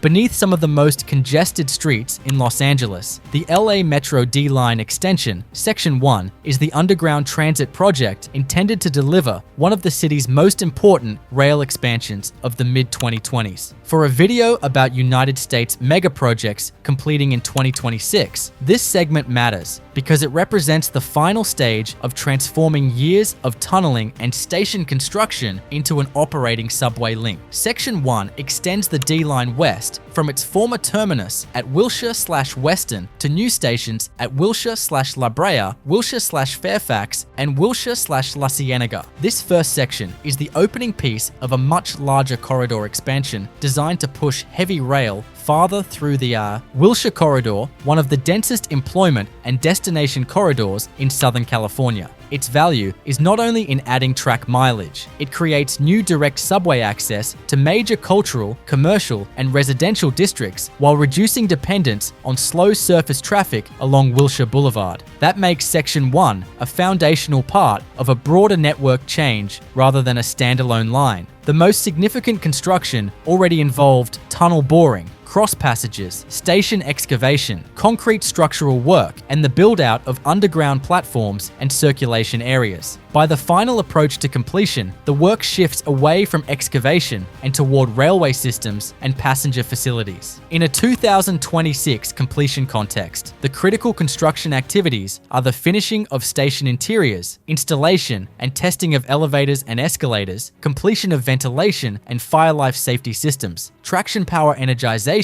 track and third rail finishing, signal integration, communication systems, fare equipment, and the final architectural treatment of entrances and public-facing spaces. Another major task in the completion phase is systems commissioning. For a subway extension, the project is not complete when the tunnels and stations are physically built. Metro and contractors must test train control systems, verify emergency procedures, integrate power and communications, certify ventilation performance, and run trial operations before passenger service begins. That period is often one of the most demanding parts of the schedule because the project has to function as a fully coordinated transport system, not just as a completed civil structure. Section 1 also has to be understood within the timeline of the larger D-Line extension program. It is the first of 3 major sections, meaning its completion has operational importance beyond its own stations. Once open, it becomes the base from which the later western sections connect toward Beverly Hills, Century City, Westwood, and eventually the VA campus. That makes Section 1 the first visible delivery of a longer strategic investment that has been advancing in phases. The San Joaquin Valley is one of the most active frontiers for large-scale renewable energy deployment in the United States. Central to this transformation is the Westlands Solar Park, a vast solar generation complex occupying former agricultural land in western Fresno and Kings counties. At full build-out, the project is planned to exceed 2,700 megawatts of solar photovoltaic generation capacity, with enough output to power over 1.2 million homes annually. Construction activity at Westlands is ongoing in multiple phases in 2026.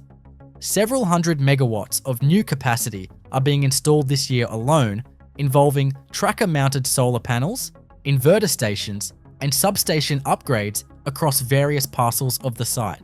The terrain consists of retired farmland, much of it previously deemed unusable due to salt buildup and water supply restrictions. These parcels are being repurposed for renewable energy under a land use framework coordinated with the Westlands Water District and state energy planners. New transmission infrastructure is also under construction in 2026 to connect additional generating blocks to the California Independent System Operator grid.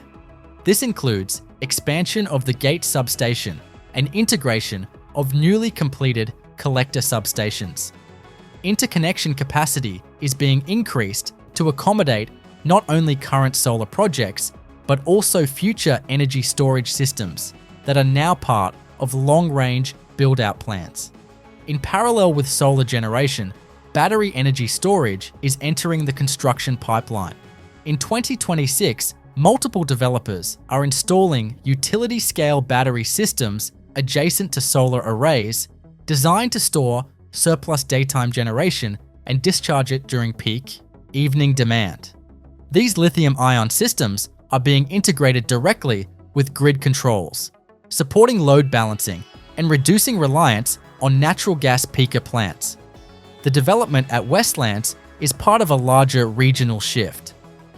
In 2026, the Western San Joaquin Valley hosts more than a dozen large renewable energy projects in various stages of permitting, construction, or operation. This includes both standalone solar fields and hybrid facilities with co-located batteries. Projects are distributed across counties, including Fresno, Kings, Kern, and Tulare, taking advantage of high solar irradiance, flat terrain, and proximity to major transmission corridors, such as Path 15 and the California-Oregon intertie.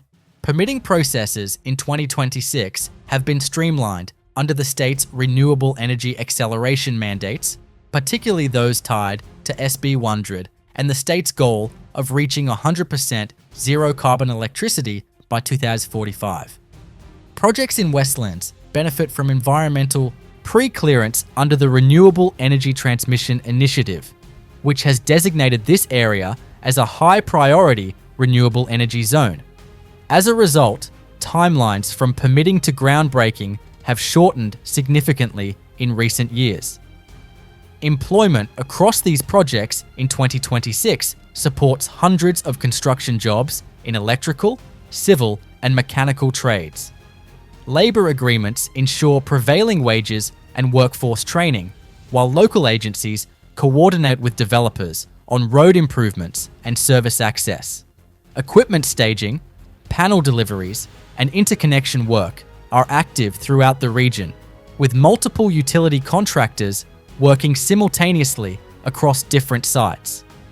North of Dallas, in one of the fastest growing urban corridors in Texas, the Fields Entertainment District in Frisco is emerging as a large-scale, mixed-use mega project that is actively under construction in 2026.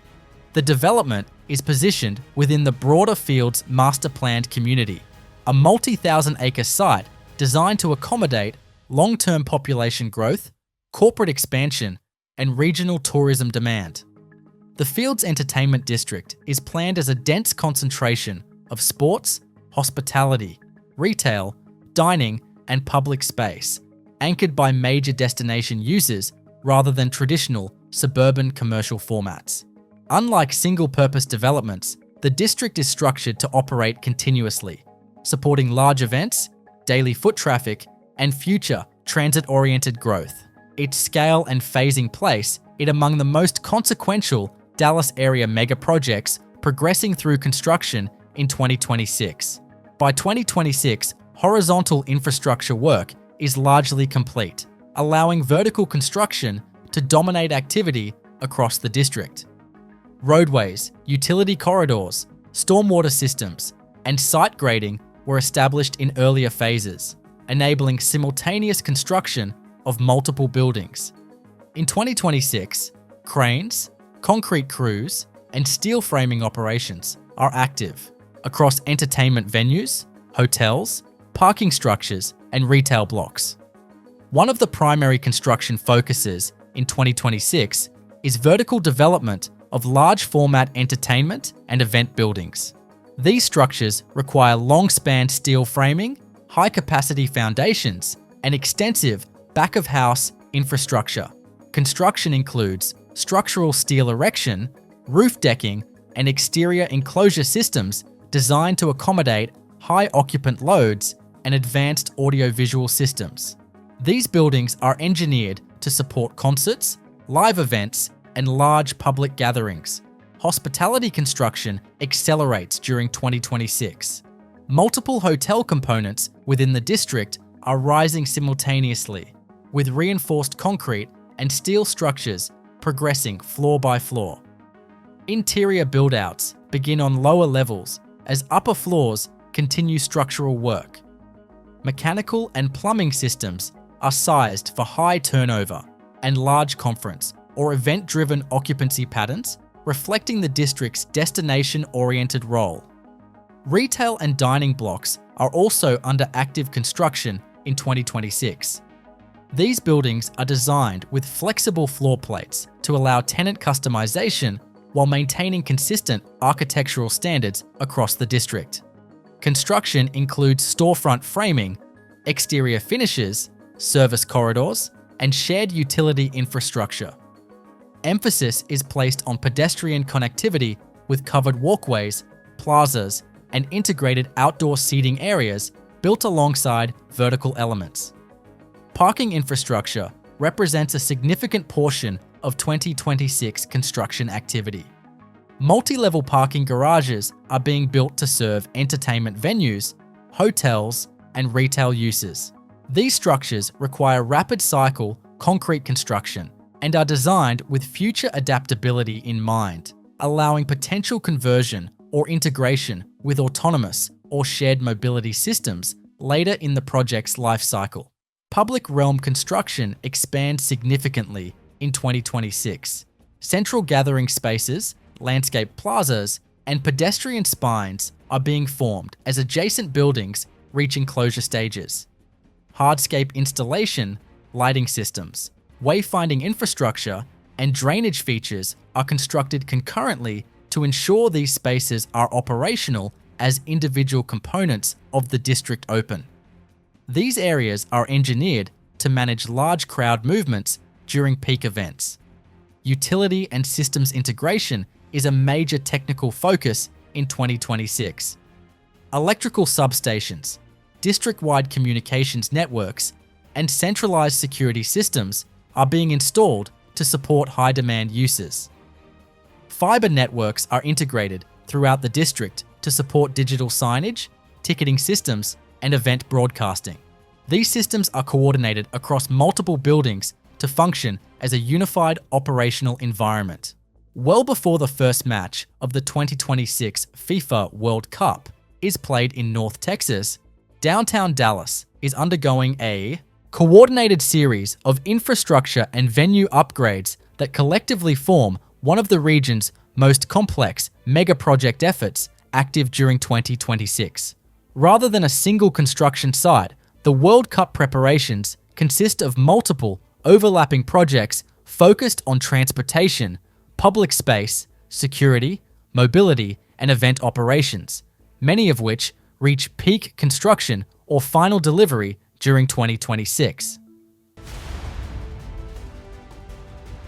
Rising on the south shore of Lady Bird Lake, Waterline Tower is one of the most prominent high-rise construction projects associated with Austin's late 2020s development cycle, and in a 2026 context, it stands out as a project moving through the final stages required to convert a super tall structure into an occupied mixed-use building. The development combines residential, hotel, office, retail, and parking functions in a single vertical complex, making it more than a conventional apartment tower or office building. Its significance comes from both height and program density. It is designed to concentrate several major urban uses into one structure at a key downtown site, directly tied to the growth of Austin's skyline and central business district. The project's construction profile is defined by the demands of a very tall, reinforced concrete and steel high-rise built in a constrained urban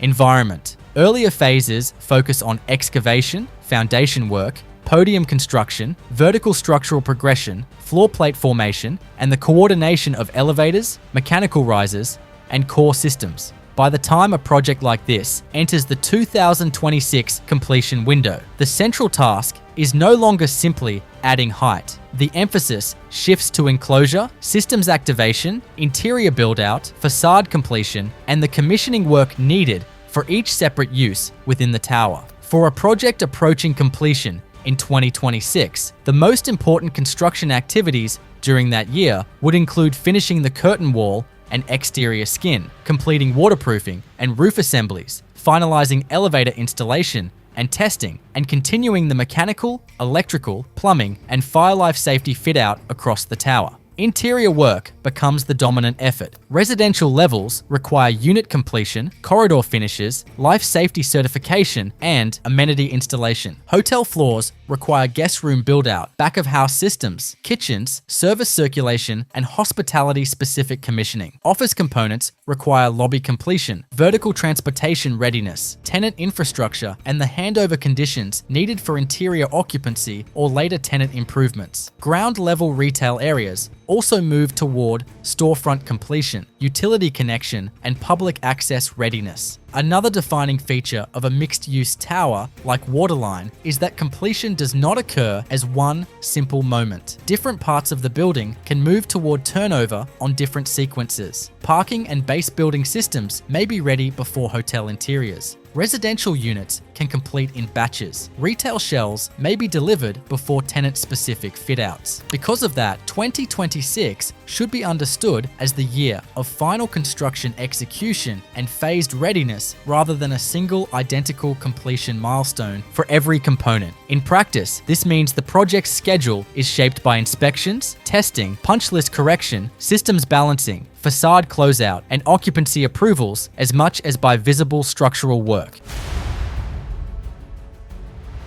At John F. Kennedy International Airport, one of the most important US megaproject milestones in 2026 is the opening phase of the new Terminal 1, a major redevelopment on the airport's south side in New York. This project is designed to replace the former Terminal 1, Terminal 2, and the site of the former Terminal 3 with a single, much larger international gateway. It is one of the central pieces of JFK's broader airport transformation. And in 2026, the focus is on turning a long-running construction site into an operating terminal environment. The new Terminal 1 is planned as a large-scale international terminal with modern aircraft gates, expanded passenger processing space, upgraded baggage systems, new security screening areas, and infrastructure designed for wide-body aircraft used on long-haul routes. Its importance comes from both scale and function. JFK is one of the main international entry points into the United States, and the terminal is being built to increase capacity, improve circulation,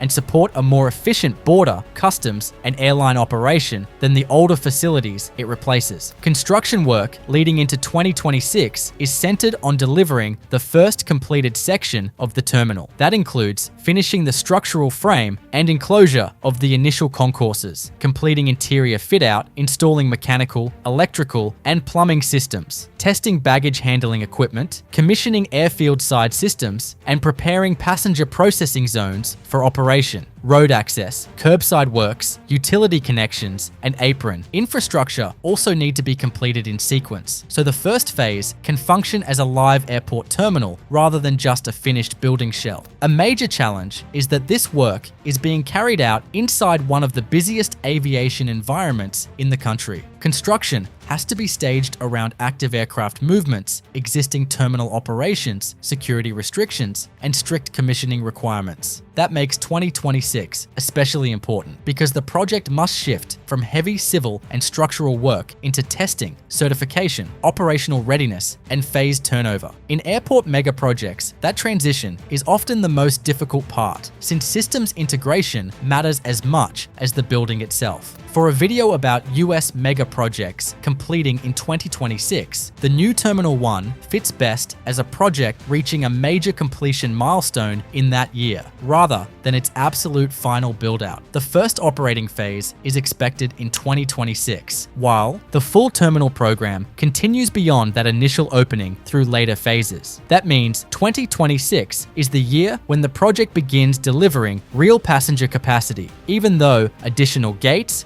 support areas, and final expansion elements may continue afterward. In 2026, one of California's most vital water infrastructure projects is under full-scale construction in the western Sacramento Valley. The site's Reservoir project, located northwest of Sacramento near the community of Maxwell in Colusa County, is a planned off-stream reservoir with a total capacity of up to 1.5 million acre-feet. Unlike traditional on-stream reservoirs, sites will store water diverted from the Sacramento River during high-flow periods, reducing flood risk while creating a critical reserve for drought resilience. The project entered its primary construction phase in 2026, following final approvals, funding commitments, and site preparation work completed in preceding years. Grading, excavation, and embankment work are active across multiple fronts, including the main site's dam and Golden Gate Dam, both of which will form the eastern and western boundaries of the reservoir basin. These earthen embankment dams will rise approximately 310 feet above the valley floor and span over 4,000 feet in length, designed to safely contain the seasonal floodwaters diverted via a complex network of conveyance infrastructure.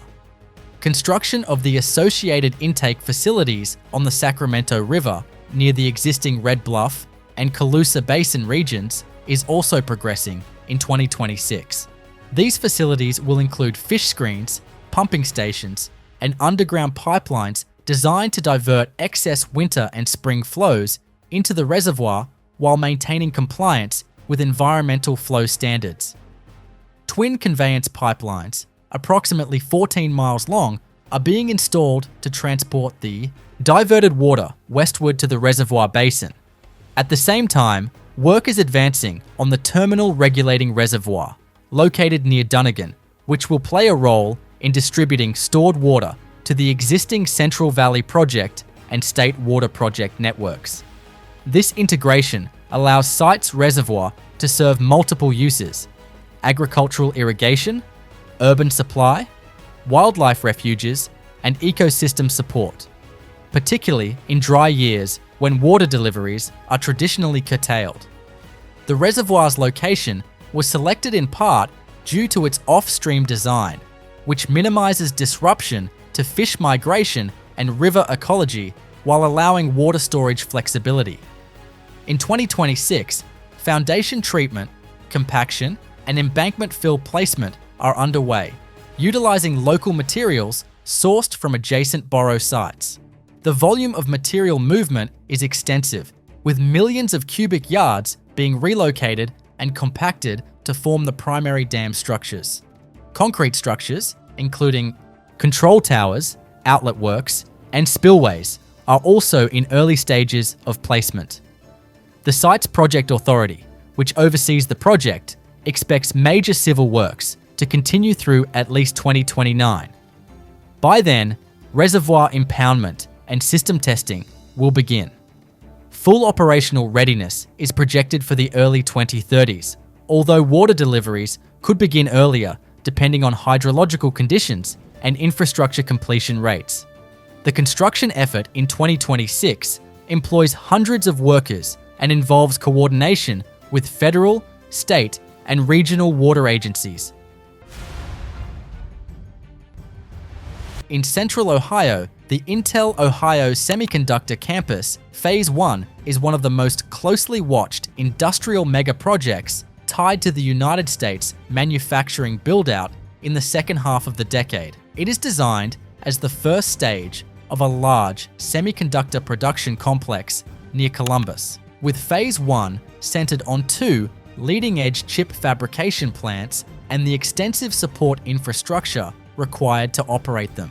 In any 2026 completion discussion, this project has to be described as a major construction and delivery milestone rather than a simple fully finished campus, because semiconductor facilities are completed through overlapping stages of shell construction, utility activation, clean room installation, equipment move-in, and production ramp. Phase 1 is significant because a semiconductor fab is not only a large building, it is a highly controlled, industrial system made up of clean rooms, vibration-managed foundations, chemical delivery networks, water treatment systems, power distribution equipment, air handling systems, process piping, backup systems, and security-controlled production space. The visible structures are only one part of the build. Much of the project's complexity is in the hidden technical infrastructure that allows fabrication tools to operate within extremely strict environmental tolerances. The construction work associated with reaching key 2026 milestones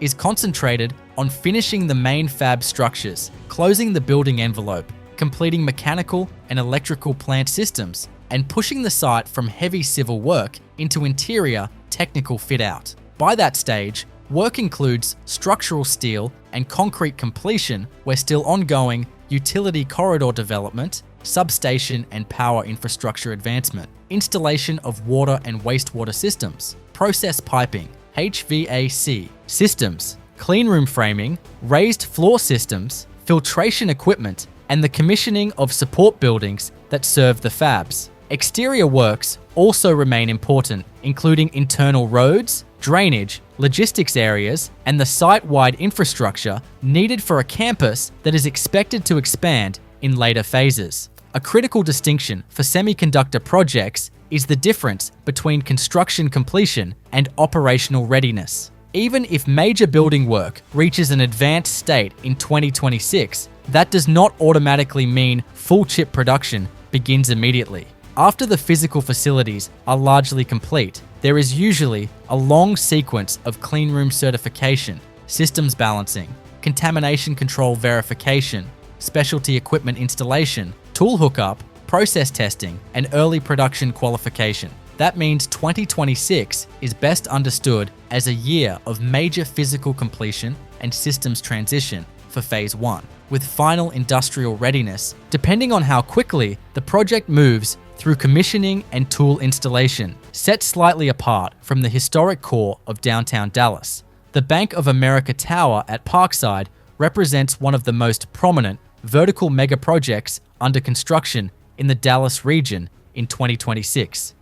Rising within the Park District near Clyde Warren Park, the tower is positioned as a next-generation commercial office building designed to consolidate major corporate operations while redefining the northern edge of the central business district.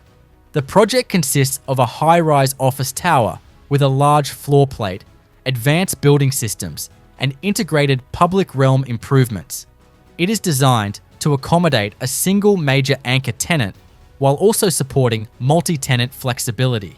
The structure replaces older, lower-density development, reflecting a shift toward taller, more efficient office buildings in Dallas's core employment zones. By 2026, the Bank of America Tower at Parkside is firmly in its vertical construction phase.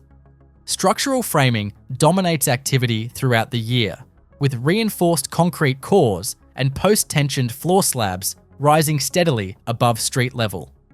Tower cranes remain on site through most of 2026 to support formwork, rebar placement, and concrete pours as the building progresses floor by floor. Facade installation becomes a major focus during 2026. Curtain wall systems, consisting of high-performance glass and metal panels, are installed from the lower levels upward as the structure tops out. This work is carefully sequenced with interior construction to allow mechanical and electrical rough-ins to follow closely behind the enclosure of each completed floor. The facade is engineered for solar performance, glare reduction, and long-term energy efficiency. Interior construction accelerates significantly during 2026. Mechanical, electrical, and plumbing systems are installed across multiple levels simultaneously. This includes high-capacity HVAC systems designed for dense office occupancy, advanced air filtration, and smart building controls.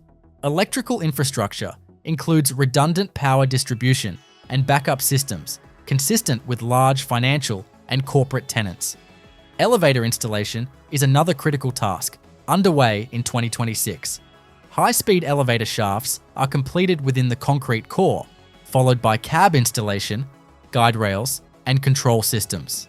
These systems are designed to minimize wait times while serving a tall structure with large floor plates and high daily occupancy. Ground level construction remains active throughout 2026 as well. The tower integrates structured parking, loading docks, and secure service access beneath and adjacent to the building. Streetscape improvements, including widened sidewalks, landscaping, and pedestrian connections to nearby parks and transit routes, are constructed alongside vertical progress. These elements are coordinated with city infrastructure upgrades to minimize disruption in a dense urban environment. Life safety systems are installed and tested in phases during 2026. Fireproofing, sprinkler systems, smoke control, and emergency power infrastructure are integrated as each floor reaches substantial completion. These systems must be commissioned incrementally to support ongoing construction above occupied or enclosed levels. From a scheduling perspective, 2026 represents the midpoint to late middle phase of the project timeline. Structural topping out is expected either during or shortly after 2026, depending on sequencing and weather conditions. Once the structure is complete, focus shifts more heavily toward interior finishes, tenant build-outs, and systems commissioning. Major construction activity continues into 2027, with interior finishes, lobby construction, exterior plaza completion, and final facade detailing extending well beyond the structural phase. Testing and commissioning of building systems, including elevators, HVAC, and security systems, are expected to continue through late 2027.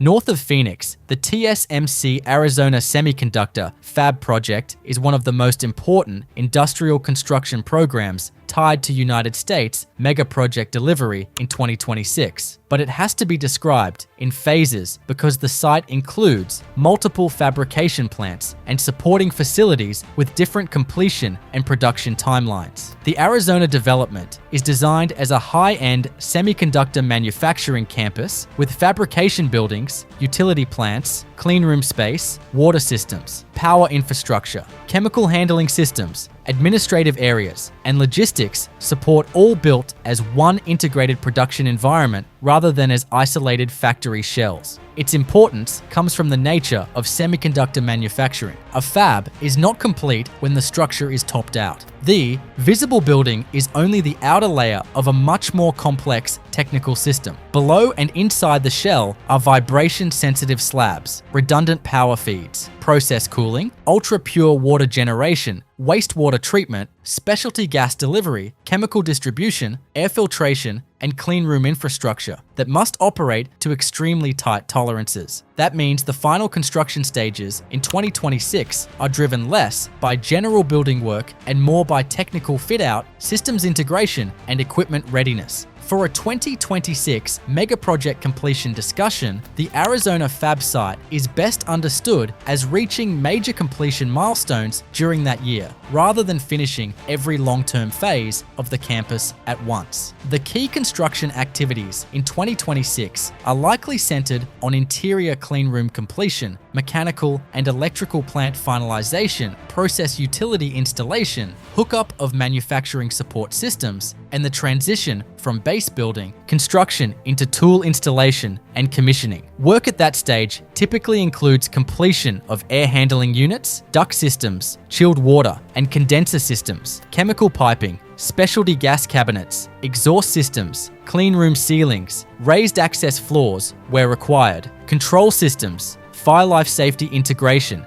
and final testing of building performance. Another defining issue is the distinction between construction completion and production start. Once the fab building and support systems are finished, the project still has to move through cleanroom certification, contamination control verification, installation of lithography and process tools, utility hookups to each tool, calibration, pilot runs, and yield qualification. Because of that sequence, 2026 should be treated as a year in which construction is completing the conditions. for operations, even if the manufacturing ramp continues beyond the point at which the buildings themselves appear finished. The Los Angeles Metro D Line Extension, formerly known as the Purple Line Extension, is a $9.3 billion mega project that is carving through some of the busiest, most congested corridors in California. This 9-mile westward expansion of heavy rail is unfolding in 3 carefully staged phases, each one bringing new connectivity to the city's west side. Construction began in 2014, and as of 2026, 2 of the 3 segments are deep in advanced construction, while the third is fully underway. The first section, stretching 3.92 miles from Wilshire Weston to Wilshire La Cienega, was scheduled for completion in 2025. Tunneling for this segment was completed in 2021, with station construction and systems installation now in final phases. Crews are outfitting stations with electrical, ventilation, and communication systems, while surface-level integration work continues at key intersections. The second segment, running from Wilshire, La Cienega to Century City, adds another 2.59 miles of dual-bore tunnel. This phase includes the construction of 2 stations, Wilshire Rodeo in Beverly Hills and Century City Constellation. By 2026, excavation is complete and station interiors are progressing, with structural, mechanical, and architectural elements being finalized. This portion of the line is projected to be operational in 2026. The final segment, extending 2.56 miles to the VA hospital in Westwood, is scheduled for completion in 2027. Tunneling began in 2021, with both tunnel boring machines reaching the Westwood UCLA station box by mid-2024. By 2026, structural work at both Westwood stations is active, including excavation, waterproofing, and concrete shell construction. This third phase is particularly complex, not only due to proximity to critical federal and medical infrastructure, but also because of seismic design considerations near the Santa Monica Fault. All 3 phases are being constructed simultaneously to streamline delivery, maximize cost efficiency, and align operational readiness. Together, they form a continuous underground transit spine linking downtown Los Angeles to Beverly Hills, Century City, and Westwood, some of the region's highest density employment and residential zones. When complete, the D-Line extension will connect riders to major institutions, including UCLA, Cedars-Sinai Medical Center, and a cluster of Fortune 500 offices in Century City. By the time the full extension opens in 2027, the D-Line will operate across 13 miles from Union Station to the VA hospital in Westwood, serving nearly 80,000 weekday riders. This will dramatically reduce commute times along the corridor, potentially cutting rush hour trips from over an hour by car to under 30 minutes by rail. In addition to relieving pressure on the 10 and 405 freeways, the D-Line will improve access to key transit interchanges, including connections with the B-Line, E-Line, and multiple local and express bus routes. In 2026, deep excavation work is underway in the heart of California's rugged Diablo Range. At the core of this activity lies the Pacheco Pass tunnels, 2 parallel bores that will become the most technically demanding segment of the state's high-speed rail system. Spanning approximately 13.5 miles between the Central Valley and the Santa Clara Valley, this tunnel system is being designed to support trains traveling at speeds up to 220 miles per hour. Once complete, it will form the primary mountain crossing linking the Silicon Valley to the rest of the California high-speed rail network. Downtown Dallas plays a central operational role in the World Cup, despite matches being hosted at AT&T Stadium in Arlington. The downtown core is designated as a primary fan destination, media hub, and hospitality center, requiring significant upgrades to handle international crowds, broadcast demands, and security requirements. As a result, construction in 2026 is distributed across transit corridors, public spaces, and city-owned facilities. Transportation upgrades are among the most visible construction activities in 2026. DART rail stations in and around downtown Dallas are undergoing platform improvements, accessibility upgrades, and system enhancements to accommodate higher passenger volumes. Construction includes platform resurfacing, expanded queuing areas, upgraded signage, and improved vertical circulation elements such as elevators and stairs. These projects are sequenced to maintain daily transit operations while accelerating work during off-peak periods. Street-level infrastructure work intensifies in 2026. Key downtown corridors are being reconstructed or modified to improve pedestrian safety, crowd flow, and curbside operations. Construction includes widened sidewalks, improved crosswalk geometry, upgraded traffic signals, and reinforced pavement sections designed to handle buses, service vehicles, and temporary event traffic. Utility relocations accompany much of this work, requiring coordinated trenching and phased restoration. Public space upgrades represent another major component of 2026 construction. Downtown parks, plazas, and open gathering areas are being improved to serve as fan zones and event staging areas. Construction includes new hardscape surfaces, lighting systems, temporary infrastructure tie-ins, and expanded power and data capacity. These upgrades are designed to be permanent, allowing spaces to function year-round after the tournament concludes. Security-related construction advances significantly in 2026. Downtown facilities designated for World Cup operations receive perimeter hardening, controlled access points, and upgraded surveillance infrastructure. This includes installation of security bollards, reinforced barriers integrated into streetscape design, and expanded camera and monitoring networks. Much of this work is intentionally blended into public realm improvements to avoid long-term visual impact. Hospitality and event support infrastructure also sees targeted upgrades during 2026. Convention and meeting facilities in downtown Dallas undergo interior renovations to support media, operations, team logistics, and international broadcasting. Construction includes upgraded power distribution, enhanced telecommunications infrastructure, improved loading and service access, and reconfigured interior layouts to support temporary World Cup users. Wayfinding and signage infrastructure is another major focus in 2026. Crews install new directional systems designed for international visitors, incorporating multilingual signage and standardized event iconography. These systems are integrated into streets, transit stations, and public buildings, requiring coordinated installation across multiple agencies and property owners. Technology infrastructure work peaks in 2026 as well. Downtown Dallas receives expanded fiber optic capacity, upgraded wireless networks, and enhanced data redundancy to support global media transmission and high-density mobile usage. These installations often occur underground or within existing structures, making them less visible but critical to World Cup operations.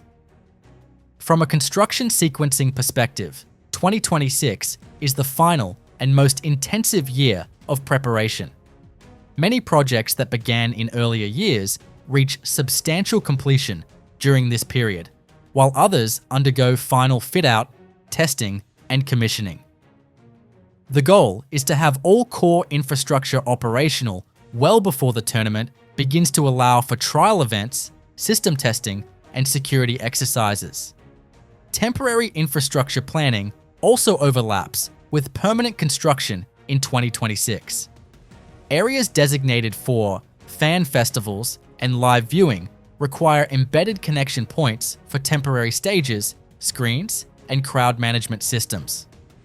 Construction teams install these features during permanent upgrades to avoid disruptive temporary installations later.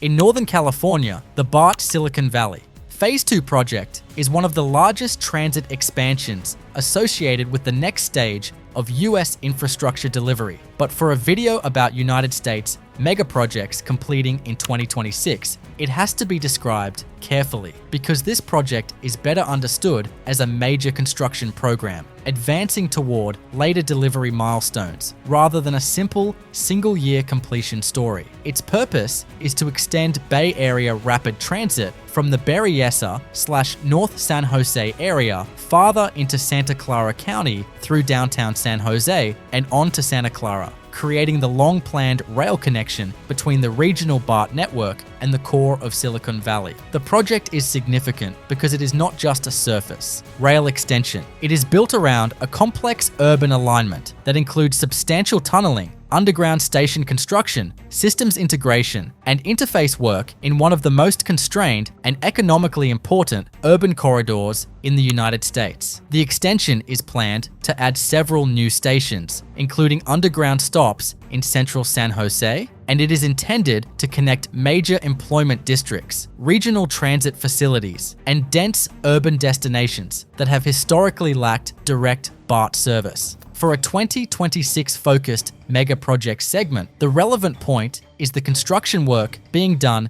in 2026 to move the program toward its final outcome. That work is expected to center on major civil construction, utility relocation, excavation support, station box development, tunnel-related preparation or advancement, structural concrete operations, systems facility construction, and the continuing build-out of rail infrastructure elements needed for later operating service. On a project of this scale, 2026 is the kind of year in which visible progress comes from heavy engineering execution rather than ceremonial opening. Contractors and agencies would be focused on sequencing underground works, maintaining traffic and utility service above active construction zones, and preparing the corridor for the later installation of track, power, ventilation, communications, and life safety systems. In the southern part of the state, UC San Diego is advancing multiple high-rise student housing projects to respond to regional housing shortages.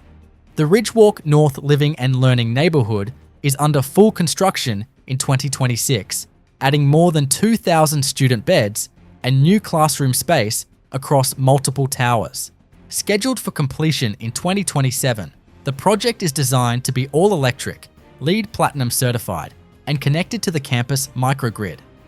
In parallel, work continues on UC San Diego's Hillcrest Medical Campus redevelopment. The current phase includes a 250,000 square foot outpatient pavilion and infrastructure upgrades for future hospital tower construction, with full build-out expected by the early 2030s. UC Riverside is also active in 2026, with expansion of its School of Medicine infrastructure. A new teaching and research facility is under construction on the east side of campus to support expanded enrollment in the medical program. Completion is expected in 2027. This project is part of a broader strategy to increase healthcare workforce capacity in inland Southern California, an area historically underserved by medical infrastructure. California State University campuses are seeing parallel growth. At CSU Fresno, a new engineering and innovation complex is rising on the north side of campus. The facility, under construction in 2026, will serve as a hub for applied research in water systems, renewable energy, and smart agriculture. Completion is projected for 2028. Additional site work is being done to support future housing and transit integration with local bus and shuttle services. In San Diego State University continues development of SDSU Mission Valley, a multi-phase campus and mixed-use expansion on the site of the former Qualcomm Stadium. By 2026, the first academic buildings and lab facilities are fully under construction, alongside residential towers and open space infrastructure. The Innovation District, part of this expansion, is scheduled to deliver its first research buildings by 2027, including partnerships with private sector and public health agencies. The SDSU West Campus expansion is designed to eventually support 15,000 students, along with a major sports and event complex already completed in earlier phases. At Cal Poly San Luis Obispo, the William and Linda Frost Center for Research and Innovation is nearing completion in 2026, bringing advanced laboratories for science and agriculture programs. Concurrently, planning and early construction is underway for expanded housing to meet enrollment growth targets set through 2030. Beneath Biscayne Bay, hidden from the skyline that defines Miami's megaproject boom, the Port of Miami Tunnel represents one of the most complex and consequential infrastructure projects ever built in South Florida. The Port of Miami Tunnel was designed to directly connect Dodge Island, home to Port Miami, with the interstate highway system, creating a dedicated underground freight corridor between the port and Interstate 395 and Interstate 95. Before the tunnel, cargo trucks were forced to move through downtown Miami streets, creating chronic congestion, safety issues, and delays that constrained the port's growth. The tunnel fundamentally restructured how goods move through the city, making it a critical component of Miami's broader megaproject transformation. Planning for the tunnel began decades before construction, with serious development efforts accelerating in the early 2000s as Port Miami expanded into a major global cargo and cruise hub. Construction officially began in 2010, after years of environmental review, financing negotiations, and engineering studies. The project was delivered through a public-private partnership, an uncommon approach at the time for U.S. transportation megaprojects, involving the Florida Department of Transportation and a private concessionaire responsible for design, construction, financing, and long-term operation. The construction scope centered on two parallel tunnel tubes, each approximately 3,900 feet long, bored beneath Biscayne Bay. The tunnels were excavated using a massive tunnel boring machine specifically designed to operate in Miami's challenging geology, which consists of porous limestone, sand, and a high water table. The tunnel boring machine, weighing thousands of tons, was launched from Watson Island and advanced underwater toward Dodge Island, cutting through bedrock while simultaneously installing precast concrete liner segments to stabilize the tunnel walls. Excavation operations required continuous groundwater management and precise pressure control to prevent collapse or water intrusion. The tunnel alignment passed beneath active shipping channels, requiring careful coordination to avoid disrupting port operations and marine traffic. Spoil material removed during tunneling was transported and processed without interfering with surrounding urban and maritime infrastructure. In addition to the underwater tunnels, the project included extensive cut and cover construction on both ends. On Watson Island and Dodge Island, large access portals were excavated, requiring dewatering systems, retaining walls, and deep foundations to support the tunnel entrances. New roadway interchanges were built to connect the tunnel directly to I-395, eliminating truck traffic through surface streets in downtown Miami. Construction also included advanced ventilation buildings, fire suppression systems, emergency cross passages between tunnel tubes, and real-time monitoring systems. These safety features were essential to meet federal highway tunnel standards and ensure continuous operation in a hurricane-prone region. The tunnel was engineered to withstand storm surge, seismic forces, and long-term exposure to saltwater conditions. The project faced multiple technical and schedule challenges during construction. Delays occurred due to mechanical issues with the tunnel boring machine, groundwater infiltration events, and the complexity of working beneath an active port and bay. Despite these challenges, tunneling was completed in 2013, marking one of the most technically demanding phases of the project. Following structural completion, several years were dedicated to roadway finishing, systems installation, testing and commissioning, ventilation, lighting, traffic control, and emergency systems underwent extensive testing before the tunnel was open to traffic. The Port of Miami Tunnel officially opened in August 2014, completing a construction timeline of roughly 4 years. Within the context of Miami's biggest mega projects, the Port of Miami Tunnel stands apart from high-rise developments like Panorama Tower or Brickl City Center. Rather than reshaping the skyline, it reshaped the city's logistical foundation. By removing thousands of trucks per day from downtown streets, the tunnel enabled parallel megaprojects in residential, commercial, and cultural development to proceed without freight congestion limiting growth. Beneath Chicago's streets, rivers, and neighborhoods lies one of the largest underground civil engineering systems ever built, a megaproject whose scale rivals any visible skyscraper or transit expansion in the city. The Tunnel and Reservoir Plan, commonly known as TARP or the Chicago Deep Tunnel, is a decades-long infrastructure program designed to control flooding, reduce sewer overflows, and protect regional waterways. The origins of TARP trace back to the mid-20th century when rapid urban growth combined stormwater and sewage into a single system that frequently overwhelmed treatment plants. Heavy rainfall routinely forced untreated wastewater into the Chicago River system and Lake Michigan. Planning for a permanent solution began in the 1960s, with construction formally launching in 1975 under the oversight of the Metropolitan Water Reclamation District of Greater Chicago. The core of the project consists of more than 100 miles of deep rock tunnels excavated between 150 and 300 feet below ground. These tunnels range from 9 to over 30 feet in diameter and were bored through solid dolomite bedrock using tunnel boring machines customized for long-duration, high-pressure excavation. Construction occurred in phases over several decades, with tunneling largely completed by the early 2000s. The tunnels function as massive underground storage conduits.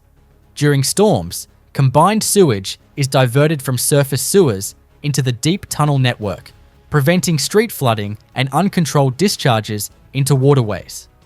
Once storms pass, the stored water is gradually pumped to treatment plants for processing. This operational strategy required the construction of dozens of drop shafts, some wider than 30 feet, and extending hundreds of feet downward, connecting surface infrastructure to the tunnel system. A second major component of TARP is its reservoir system, which represents the most visible and recent phase of construction. These reservoirs were designed to provide additional storage capacity beyond the tunnels. The largest of these is the Thornton Composite Reservoir, built within a former limestone quarry south of the city. Construction began in the late 1990s, with phased completion allowing partial operation before the full reservoir was finished. When fully complete, Thornton provides over 7 billion gallons of storage, making it one of the largest stormwater reservoirs in the world. Additional reservoirs include the McCook Reservoir in western Cook County. This facility has been constructed in stages, with the first phase becoming operational in the late 2010s. Full completion, including its second major stage, is scheduled for the mid-2020s. Once finished, McCook will add approximately 10 billion gallons of combined stormwater and sewage storage capacity to the system, significantly increasing flood protection for large portions of Chicago and surrounding suburbs. Along a former industrial corridor stretching between Lincoln Park and Bucktown, one of Chicago's most ambitious redevelopment megaprojects has been planned on land that sat underutilized for decades. Lincoln Yards is a proposed large-scale, mixed-use development intended to transform roughly 53 acres along the north branch of the Chicago River into a new urban district, combining residential, commercial, infrastructure, and public space construction. The site historically housed steel mills, manufacturing plants, and later, large-scale storage and light industrial uses. Much of the land required extensive environmental remediation due to contamination from its industrial past. Preparatory work over the past several years has focused on soil cleanup, demolition of remaining industrial structures, and riverbank stabilization, which represent the earliest construction-related activities tied to the project. Set within the dense fabric of downtown Miami, Miami Central represents one of the most complex, privately delivered megaprojects ever completed in the city, combining rail infrastructure, vertical construction, and urban redevelopment into a single coordinated build. Miami Central is a mixed-use, transit-oriented development centered on the southern terminus of Brightline's intercity rail system. The project occupies multiple city blocks between Northwest 1st Avenue and Northwest 6th Street, directly adjacent to Government Center. Planning for Miami Central began in the early 2010s as part of a broader effort to reintroduce intercity passenger rail to Florida, while simultaneously redeveloping underutilized downtown land. Construction officially began around 2014, with early work focused on site preparation, demolition of existing low-rise structures, utility relocation, and rail corridor reconstruction. The project required rebuilding active rail alignments while maintaining freight operations on the Florida East Coast Railway, necessitating phased construction sequencing and temporary track realignments. At the core of Miami Central is the Brightline station, constructed as an elevated rail terminal spanning multiple blocks. The station structure required long-span concrete and steel framing to support train platforms above street level while allowing uninterrupted traffic flow beneath. Platform construction included high-load track slabs, vibration mitigation systems, signaling infrastructure, and integrated safety systems compliant with federal rail standards. Below and around the station, the project incorporated significant structural podium construction. Large transfer slabs were built to distribute loads from residential towers above while accommodating open concourses, retail space, and passenger circulation areas below. This approach allowed rail, pedestrian, and vehicular systems to coexist within a constrained urban footprint.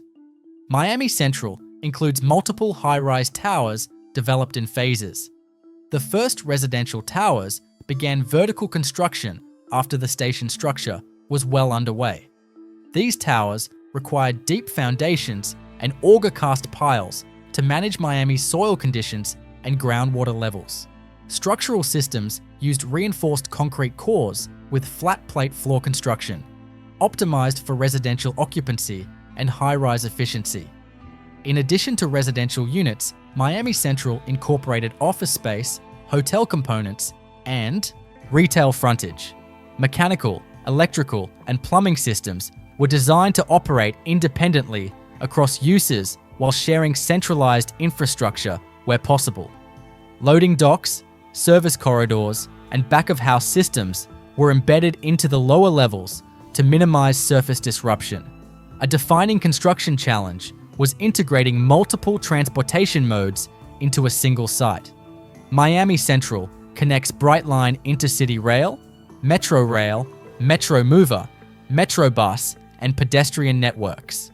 Construction included new elevated walkways, platform connections, fare control zones, and vertical circulation systems, linking existing transit infrastructure to newly built spaces. Roadway reconstruction was another major component. Portions of Northwest 1st Avenue and surrounding streets were rebuilt to accommodate new traffic patterns, curbside loading, and pedestrian access. Streetscape improvements included drainage upgrades, structural decking over rail corridors, and reinforced pavement designed for heavy service vehicles. The timeline of Miami Central unfolded in stages. Rail corridor and station construction progressed between roughly 2014 and 2017. The Brightline station reached functional completion in late 2017, coinciding with the launch of passenger service between Miami and Fort Lauderdale, later extended to West Palm Beach. Full station operations began in early 2018. Residential towers were delivered in phases, with initial buildings completed around 2018 and additional towers finishing in subsequent years. Retail and public spaces opened gradually as tenant build-outs were completed. The project did not conclude with a single completion date, but by the late 2010s, Miami Central was fully operational as a transit hub and mixed-use district. Within the context of Miami's biggest megaprojects, Miami Central stands out for being privately financed and rail-centric. Unlike publicly led infrastructure efforts such as the Port of Miami Tunnel or airport expansions, Miami Central combined transportation infrastructure with real estate development under a single master plan. This approach shifted how large-scale projects could be delivered in Miami's urban core. From a construction management perspective, Miami Central required coordination among rail engineers, vertical construction contractors, transit agencies, and city departments. Work occurred simultaneously above, below, and alongside active transit lines, requiring constant monitoring of settlement, vibration, and structural movement. South of McCormick Place and stretching toward the edge of Lake Michigan, one of Chicago's largest proposed redevelopment megaprojects is planned on land long isolated from surrounding neighborhoods. The Bronzeville Lakefront project is a multi-phase, mixed-use development centered on the former Michael Reese Hospital site, representing a major attempt to reconnect Bronzeville to the lakefront through large-scale construction and infrastructure investment. The project area encompasses roughly 48 acres, bounded by 31st Street, 43rd Street, Lakeshore Drive, and the Metra Electric Rail Corridor. For decades, the site was dominated by the Michael Reese Hospital campus, which was demolished in the early 2010s following the city's unsuccessful bid for the 2016 Olympic Games. Demolition and site clearance marked the first major construction phase, removing dozens of buildings and leaving one of the largest undeveloped parcels on Chicago's lakefront. After demolition, the land remained largely vacant while planning efforts evolved. The Bronzeville Lakefront vision emerged as a long-term redevelopment framework rather than an immediate construction project. The master plan proposes millions of square feet of new development, including residential buildings, office and research space, institutional facilities, hotels, and retail. The scale places it firmly among the most ambitious mega projects proposed on Chicago's South Side. Infrastructure construction is central to the project's feasibility. The site requires new internal street grids, utility systems, and stormwater management infrastructure before vertical construction can occur. Because the land sits near the lake and adjacent to major transportation corridors, flood resilience and drainage engineering are critical components. Planned construction includes elevated building pads and modern stormwater detention systems designed to reduce runoff into Lake Michigan. One of the most significant proposed elements is a life sciences and innovation campus intended to anchor early development phases. This component would include laboratory buildings, research facilities, and office space designed to attract medical and biotech institutions. These buildings are expected to be among the first vertical structures constructed once infrastructure work advances, establishing employment density before residential build-out accelerates. Residential construction is planned to follow in multiple phases. The master plan allows for thousands of housing units, including a mix of market rate and affordable housing. Buildings are expected to range from mid-rise to high-rise, with height transitions designed to integrate with surrounding Bronzeville neighborhoods. Construction sequencing is intended to spread residential delivery over many years to match demand and financing availability. Transportation access is a major planning driver. The site is adjacent to Lakeshore Drive and served by the Metra Electric Line, with future improvements expected to enhance station access and pedestrian connectivity. Proposed construction includes new pedestrian bridges, improved crossings, and internal bike and transit infrastructure to reduce reliance on cars and better integrate the development with nearby communities. Unlike many downtown megaprojects, Bronzeville Lakefront places heavy emphasis on public space construction. Plans include new parks, plazas, and lakefront connections intended to extend recreational access southward.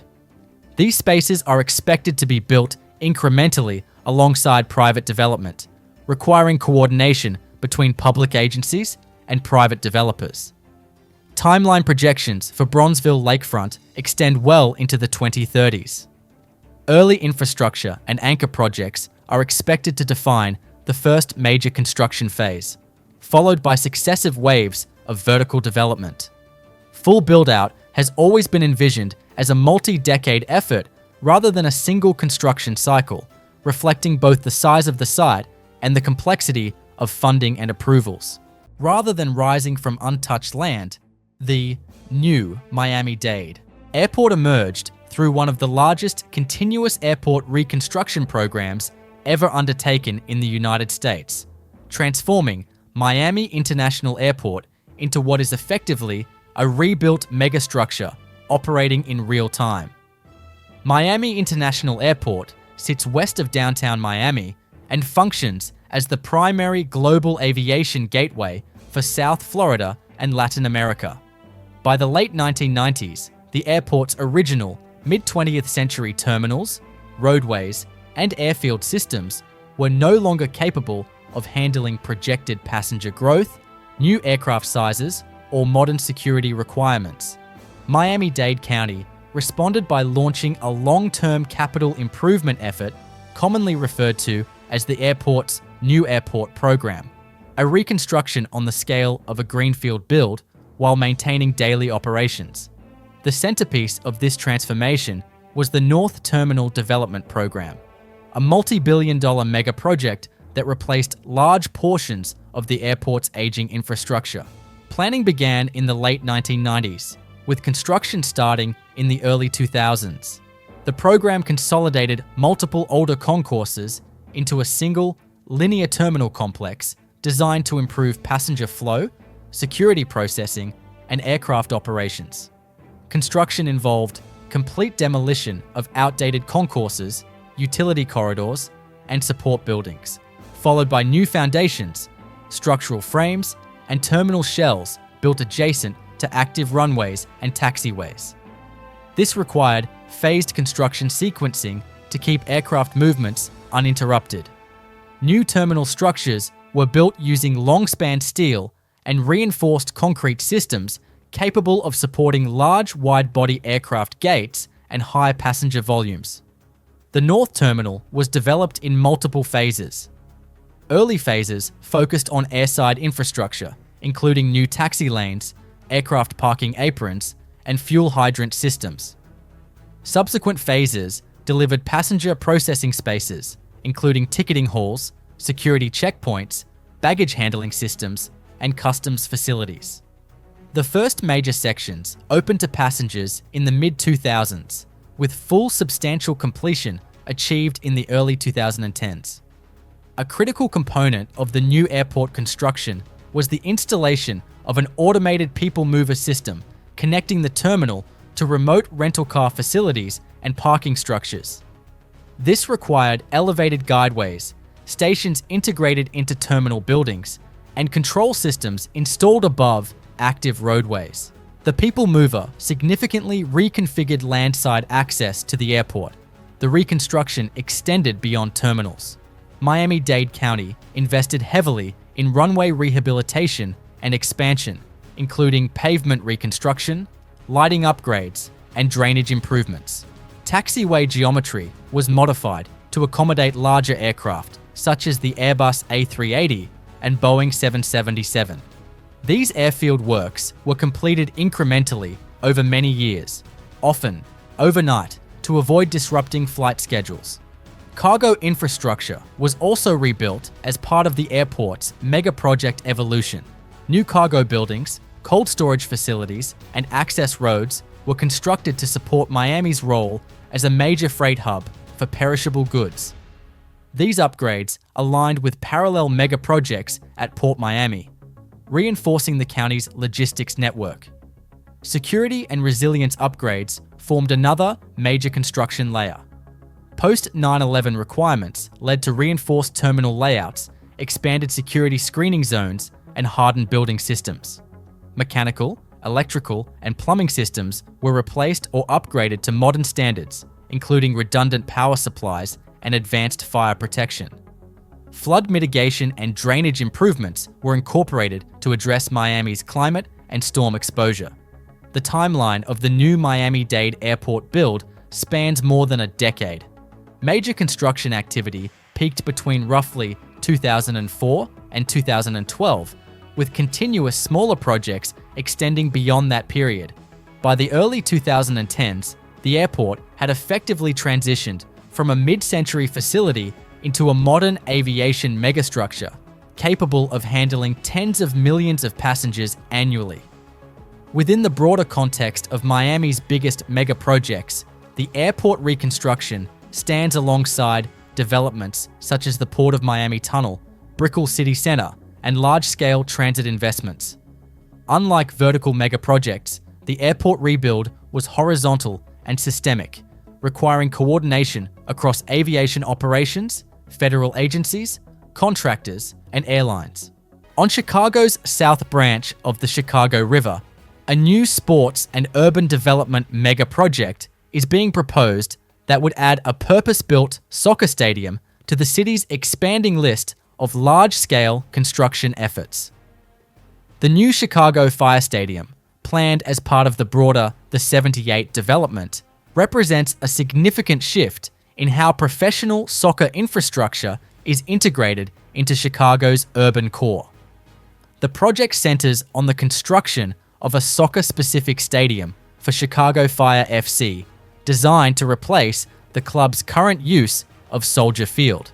The proposed stadium would seat approximately 22,000 to 25,000 spectators, aligning with modern Major League Soccer standards that prioritize compact design, fan proximity to the field, and operational efficiency. The stadium is planned to be fully enclosed on all sides, with a roof structure intended to improve acoustics and weather protection while maintaining open sight lines to the surrounding cityscape. The site is located on a long vacant 62-acre parcel south of Roosevelt Road, historically used as rail yards and industrial land. This area has been undergoing years of environmental remediation and infrastructure planning. The stadium would occupy a portion of the land designated for entertainment and civic uses within the 78 Master Plan, a larger mixed-use mega-project that includes residential towers, office buildings, research facilities, and riverfront public space. Construction for the stadium has not yet begun, but the proposal outlines a privately financed project, primarily funded by the team's ownership group. Estimated costs range in the hundreds of millions of dollars, reflecting not only the stadium itself, but also associated infrastructure such as utility connections, riverwalk improvements, and transit access enhancements. The intent is to minimize direct public subsidy while leveraging existing city investments already committed to the 78's foundational infrastructure. From a construction standpoint, the stadium would involve deep foundation work due to the site's industrial past and proximity to the river. Soil stabilization, pile driving, and flood mitigation measures would be required before vertical construction could begin. The building structure is expected to combine reinforced concrete lower levels with a steel superstructure supporting seating tiers and roof elements. Prefabrication is likely to be used for seating bowls and roof components to reduce on-site construction time. Timeline projections place the earliest possible start of major construction in the mid to late 2020s, contingent on final approvals, design completion, and coordination with adjacent developments. If approved on an accelerated schedule, construction would likely take approximately 2 to 3 years, suggesting a potential opening near the end of the decade. This would align the stadium's debut with later phases of the 78's build-out, rather than its initial residential and office towers. The stadium's integration into Chicago's transportation network is a key planning component. The site is within walking distance of existing CTA rail lines and metro services, and future transit enhancements tied to the 78 could further improve access. Pedestrian bridges, expanded sidewalks, and riverwalk connections are anticipated as part of the surrounding public realm improvements, allowing the stadium to function as a year-round anchor rather than a single-use venue. From an urban planning perspective, the project marks a departure from the city's previous approach to large sports facilities. Instead of placing the stadium on the urban periphery or adapting an existing multi-purpose venue, this mega project embeds a professional sports facility directly into a dense, mixed-use district. This allows stadium operations to support nearby businesses, housing, and public spaces, extending economic activity beyond match days. The proposed stadium also addresses long-standing operational challenges for Chicago Fire FC. Soldier Field's size, configuration, and scheduling constraints have limited matchday atmosphere and revenue potential. A dedicated stadium would provide full control over scheduling, sponsorship integration, and fan experience, while also reducing operational costs associated with renting a large NFL venue. Occupying the geographic and economic heart of Miami's financial district, Brickl City Center stands as one of the largest and most technically ambitious urban megaprojects ever constructed in South Florida. Brickl City Center is a multi-phase, mixed-use development spanning roughly 4 city blocks in the Brickl neighborhood. The project was conceived to redefine high-density urban construction in Miami by combining retail, office, residential, hospitality, and transit infrastructure within a single integrated footprint. Planning began in the late 2000s, with the formal development advancing in the early 2010s as Brickl rapidly transitioned from a low-rise banking district into a vertical urban core. Construction officially began around 2012, starting with extensive site preparation and demolition of existing structures. The scale of the project required a complete reconfiguration of underground utilities, including new water, sewer, electrical, and telecommunication systems capable of supporting millions of square feet of development. Deep excavation followed, with dewatering systems installed to manage Miami's high groundwater levels during foundation work. At the structural level, Brickl City Center required a complex system of reinforced concrete cores, transfer slabs, and podium structures. The development includes multiple residential towers, 2 major office towers, a hotel tower, and a large retail and entertainment podium. Each tower was built using high-strength concrete and deep pile foundations drilled into limestone bedrock to handle vertical loads and wind forces. One of the defining construction features of Brickl City Center is the climate ribbon, an elevated architectural canopy spanning the retail core. This structure required long-span steel framing and custom fabricated components designed to provide shade, ventilation, and rain protection in a subtropical climate. Installation of the climate ribbon occurred during the later stages of podium construction and required precise sequencing above active work zones. The retail podium itself was constructed as a multi-level structure occupying the center of the site. Large column-free interior spaces were achieved through the use of transfer beams and post-tension slabs. Mechanical and electrical systems were embedded within the podium to serve both retail tenants and the towers above, reducing redundancy and optimizing space. Office construction included 2 Class A towers designed to modern seismic, wind, and hurricane standards. These towers required curtain wall systems engineered for high wind resistance and solar control. Interior build-outs were completed after core and shell construction, with phased tenant occupancy beginning shortly after structural completion. residential construction was delivered across several towers, each with distinct layouts but shared infrastructure systems. Vertical construction of these towers progressed concurrently, requiring careful coordination of cranes, concrete pours, and material logistics within a confined urban site. Residential units began delivering in phases starting in the mid-2010s. Hospitality construction included a high-rise hotel tower integrated into the overall podium.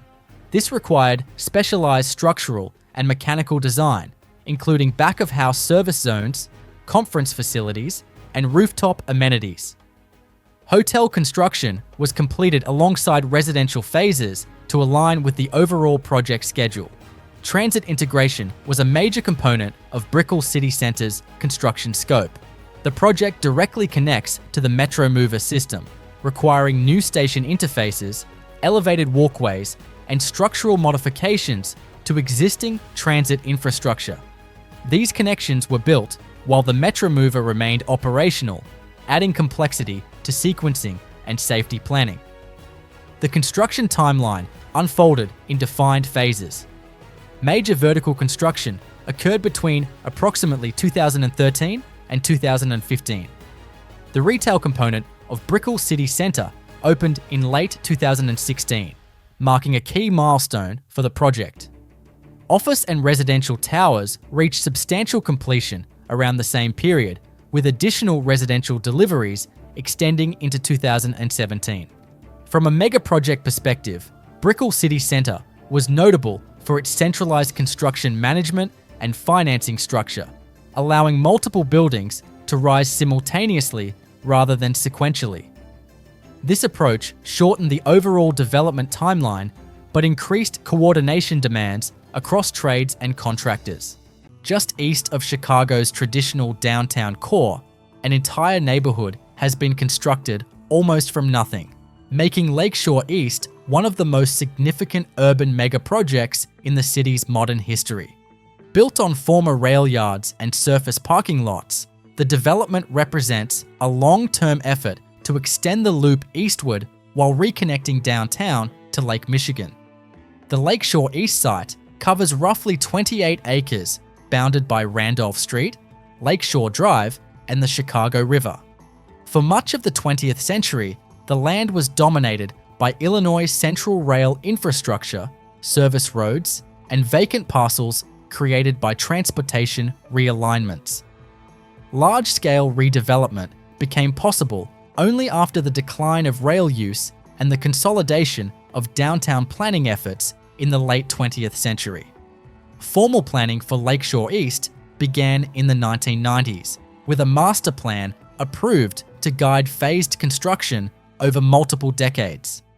The development was designed as a high-density, mixed-use neighborhood composed primarily of residential towers supported by retail, office space, hotels, and public amenities. Infrastructure construction was a foundational requirement, including new streets, utility corridors, and a central park system built above active, underground roadways and service structures. One of the defining construction achievements of Lakeshore East is its multi-level design. Much of the neighborhood is built atop a podium that conceals lower-level roads, loading areas, and mechanical systems. This required extensive structural engineering, including reinforced concrete decks capable of supporting high-rise towers while allowing traffic and service access below. At the heart of the project is Lakeshore East Park, a 5-acre landscaped public space completed in the mid-2000s. The park was constructed early in the development timeline to establish a residential anchor and improve land value for surrounding parcels. It includes terraced lawns, water features, and pedestrian paths, all built over underground infrastructure. Vertical construction began in the early 2000s and progressed in phases. Early towers included high-rise residential buildings such as the Lancaster, the Chandler, and the Regatta, which helped establish the neighborhood's residential character. Subsequent phases introduced taller and more architecturally ambitious towers as market demand increased. One of the most prominent structures in Lakeshore East is the Aqua Tower, completed in 2009. Its mixed-use program includes residential units, hotel rooms, and retail space. The tower's construction required complex formwork and balcony systems due to its non-repetitive floor plate design. Aqua became a visual landmark and signaled the neighborhood's arrival as a major component of Chicago's skyline. Other major towers followed, including the Blue Cross Blue Shield Tower, completed in the late 2000s, which added significant office space to the area. This building required integration with existing lower-level infrastructure and direct connections to surrounding streets and transit access points. Residential construction continued through the 2010s with towers such as Coast, Tides, Cascade, and Vista.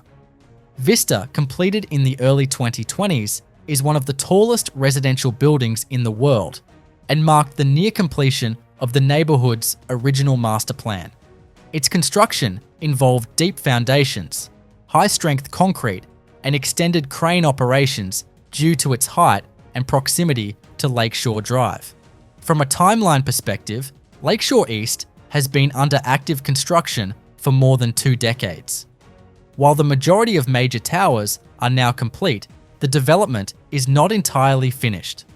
Remaining parcels are reserved for future buildings, and incremental construction is expected to continue into the late 2020s as market conditions allow. Long before Miami's skyline signaled its rise as a global city, the expansion of Port Miami and its tunnel interchanges quietly re-engineered the region's economic foundation through one of the most consequential infrastructure megaprojects in the county's history. Port Miami, located on Dodge Island in Biscayne Bay, underwent a coordinated expansion program during the late 2000s and early 2010s, aimed at transforming the port into a post-Panamax global trade hub. This effort combined portside construction, navigational improvements, and highway-grade tunnel interchanges into a single integrated mega project. The goal was to remove physical, maritime, and logistical constraints that limited cargo growth while separating freight movement from downtown Miami's surface streets. One of the earliest and most critical construction components was the deepening of the port's main navigation channel. Prior to expansion, the channel depth restricted access for larger container vessels. Dredging operations began in the early 2010s and involved removing millions of cubic yards of material from Biscayne Bay to achieve a depth of approximately 50 to 52 feet. This work was completed in 2015, timed to coincide with the expanded Panama Canal, allowing Port Miami to receive fully loaded post-Panamax container ships for the first time. On NAS, Dodge Island itself, extensive terminal reconstruction took place in parallel with dredging. Older cargo berths were demolished and rebuilt with reinforced concrete wharves capable of supporting heavier cranes and higher container loads. New gantry cranes, some of the largest in the world at the time of installation, were erected on reinforced rail systems embedded into the key structure. Yard areas were regraded and paved to accommodate automated container handling equipment and higher stacking densities. Utility infrastructure beneath the port was also rebuilt. This included new electrical substations, stormwater drainage systems, fuel distribution lines, and communications networks designed to support modern terminal operations. These upgrades were completed incrementally to avoid disrupting ongoing cargo and cruise activity, requiring phased construction zones across the island. The landside component of the expansion centered on the Port of Miami Tunnel and its highway interchanges, which together form the port's primary freight access system. Construction of the tunnel began in 2010 and was coordinated directly with port expansion schedules. The tunnel consists of 2 submerged roadway tubes connecting Dodge Island to Watson Island, bypassing downtown Miami entirely. Equally significant were the tunnel interchanges themselves. On the mainland side, major roadway reconstruction was required to tie the tunnel directly into Interstate 395 and Interstate 95. This involved building new elevated ramps, retaining walls, and transition structures capable of handling heavy truck volumes at highway speeds. Existing roadways were demolished and realigned, with traffic maintained throughout construction using temporary detours and phased lane shifts. On the port side, Dodge Island underwent extensive reconfiguration to integrate tunnel portals with internal port circulation. New access roads were built, grade separations installed, and security checkpoints relocated to streamline truck movement. These changes allowed cargo vehicles to enter and exit the port without crossing cruise passenger traffic, significantly improving operational efficiency and safety. The tunnel excavation itself was completed in 2013, but the interchange construction and systems integration extended into 2014. The full tunnel and interchange system opened to traffic in August 2014, marking a major milestone in the port expansion timeline. From that point forward, thousands of trucks per day were rerouted away from downtown Miami streets and directly onto the interstate network. The expansion program also included rail infrastructure improvements. Port Miami's on-dock rail connection was rehabilitated and reactivated, linking the port directly to Florida East Coast railway lines. Track upgrades, switching yards, and loading areas were constructed to enable intermodal freight transfer, reducing dependence on trucking for long-haul cargo movement.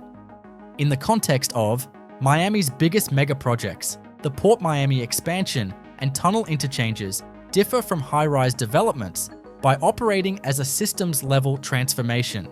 The project did not create a single landmark structure, but instead rebuilt the physical processes that allow the city to function as a logistics hub.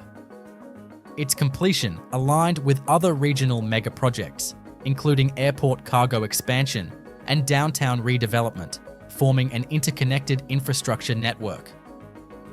South of Chicago's Loop and directly east of Grant Park, one of the most ambitious and complex megaprojects ever proposed in the city is planned not on open land, but above active rail infrastructure. One Central Chicago is a large-scale, long-term development proposal centered on constructing a massive transit-oriented platform over the Metra Electric Rail Yard near Soldier Field, redefining how Chicago approaches air rights development. The core of the One Central proposal is the construction of a multi-level structural deck spanning more than 30 acres of rail lines. This deck would serve as the foundation for an entirely new neighborhood, allowing vertical development to rise above existing transportation corridors without displacing them.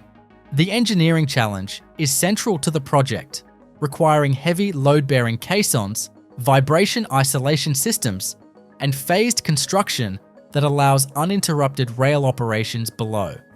The project is structured around a new central transit hub, envisioned as one of the largest in the Midwest. The hub would integrate Metra electric trains, CTA bus services, potential future rail connections, and pedestrian and bicycle networks into a single, consolidated station. Transit infrastructure is planned as the first major construction phase, establishing the structural deck and station facilities before any private buildings rise above. One Central is approved conceptually as a multi-decade development, not a single construction effort. The full build-out is projected to extend into the 2040s, with individual phases dependent on financing, tenant demand, and infrastructure funding. Early construction would focus on the deck, transit facilities, and utility systems, a process expected to take several years before vertical development begins. The proposed scale places One Central among the largest megaprojects in Chicago history. At full build-out, the plan allows for millions of square feet of mixed-use development, including residential towers, office space, hotels, academic and research facilities, and cultural venues. Building heights would vary across phases, with some towers reaching high-rise and super tall classifications, though final designs remain flexible. Infrastructure construction is the defining feature of the project. Beyond the deck itself, One Central requires new roadways, stormwater management systems, electrical substations, and telecommunications networks. Because the site sits between Lake Michigan and downtown, flood resilience and drainage engineering are critical components of the design. Elevated building pads and integrated water management systems are planned to address long-term climate risks. Unlike many Chicago megaprojects, One Central has not yet entered full construction. As of the mid-2020s, the project remains in advanced planning and approval stages, with negotiations focused on public-private partnerships, transit funding, and long-term governance. The project's viability is closely tied to securing funding for the transit hub, which is considered essential to unlocking the value of the surrounding development. The location gives the project strategic importance. It sits between the museum campus, McCormick Place, Soldier Field, and downtown, creating a potential bridge between Chicago's civic core and its convention and entertainment districts. The development would also reconnect neighborhoods long separated by rail infrastructure, using the deck as both a building platform and a public realm. From a construction sequencing standpoint, One Central differs from traditional real estate projects. No single building can proceed independently. Each phase depends on completion of shared structural and transit elements, making coordination and long-term scheduling central to the project's execution. This complexity places One Central closer to infrastructure megaprojects like transit expansions than conventional mixed-use developments. Lincoln Yards was approved as a planned development by the City of Chicago in 2019. The approval framework allows for up to approximately 14 million square feet of total development, making it one of the largest private real estate projects ever approved in the city. The master plan includes high-rise residential towers, office buildings, life sciences facilities, retail space, hotels, and cultural venues, with development spread across multiple phases projected to span more than a decade. A critical component of the project is its infrastructure construction, much of which must be completed before vertical development can occur. Planned infrastructure work includes new internal road networks, utility corridors, riverwalk expansions, and flood mitigation systems. One of the most significant infrastructure elements is the proposed extension and redesign of arterial roadways to connect the site more effectively to surrounding neighborhoods and regional transportation networks. Transit has been a central planning issue for Lincoln Yards. The original approval included provisions for a new CTA rail station on the Red Line, intended to support future density. While the station is not yet funded or scheduled for construction, planning and right-of-way considerations were integrated into the site layout. Interim transportation strategies rely on bus service enhancements, bike infrastructure, and pedestrian connections. Vertical construction was initially anticipated to begin in the early 2020s, with early phase buildings focused on office and life sciences users near the river. However, shifting market conditions, financing challenges, and changes in office demand delayed large-scale building starts. As a result, much of the project remains in a pre-vertical construction phase, with focus placed on land preparation and long-term infrastructure planning rather than skyline-defining structures. Environmental and flood resilience construction plays a major role in the project's scope. Portions of the site lie within a floodplain, requiring elevated building pads, stormwater detention systems, and reinforced river edges. These systems are designed to meet modern floodplain management standards and reduce pressure on Chicago's combined sewer system. The full build-out timeline for Lincoln Yards has always been long-term. Even under original projections, completion was expected to occur in phases extending into the 2030s. Current expectations continue to place full development well into the next decade, with construction activity expected to ramp up incrementally rather than all at once. This phased approach allows the project to adapt to economic conditions while maintaining entitlement approvals. In the broader context of Chicago's megaprojects, Lincoln Yards differs from infrastructure-driven efforts like airport expansions or flood control systems. Its scale comes from land area, development rights, and long-term transformation rather than a single signature structure. If completed as approved, it would introduce tens of thousands of residents and workers to a formerly industrial zone, reshaping the North Branch corridor.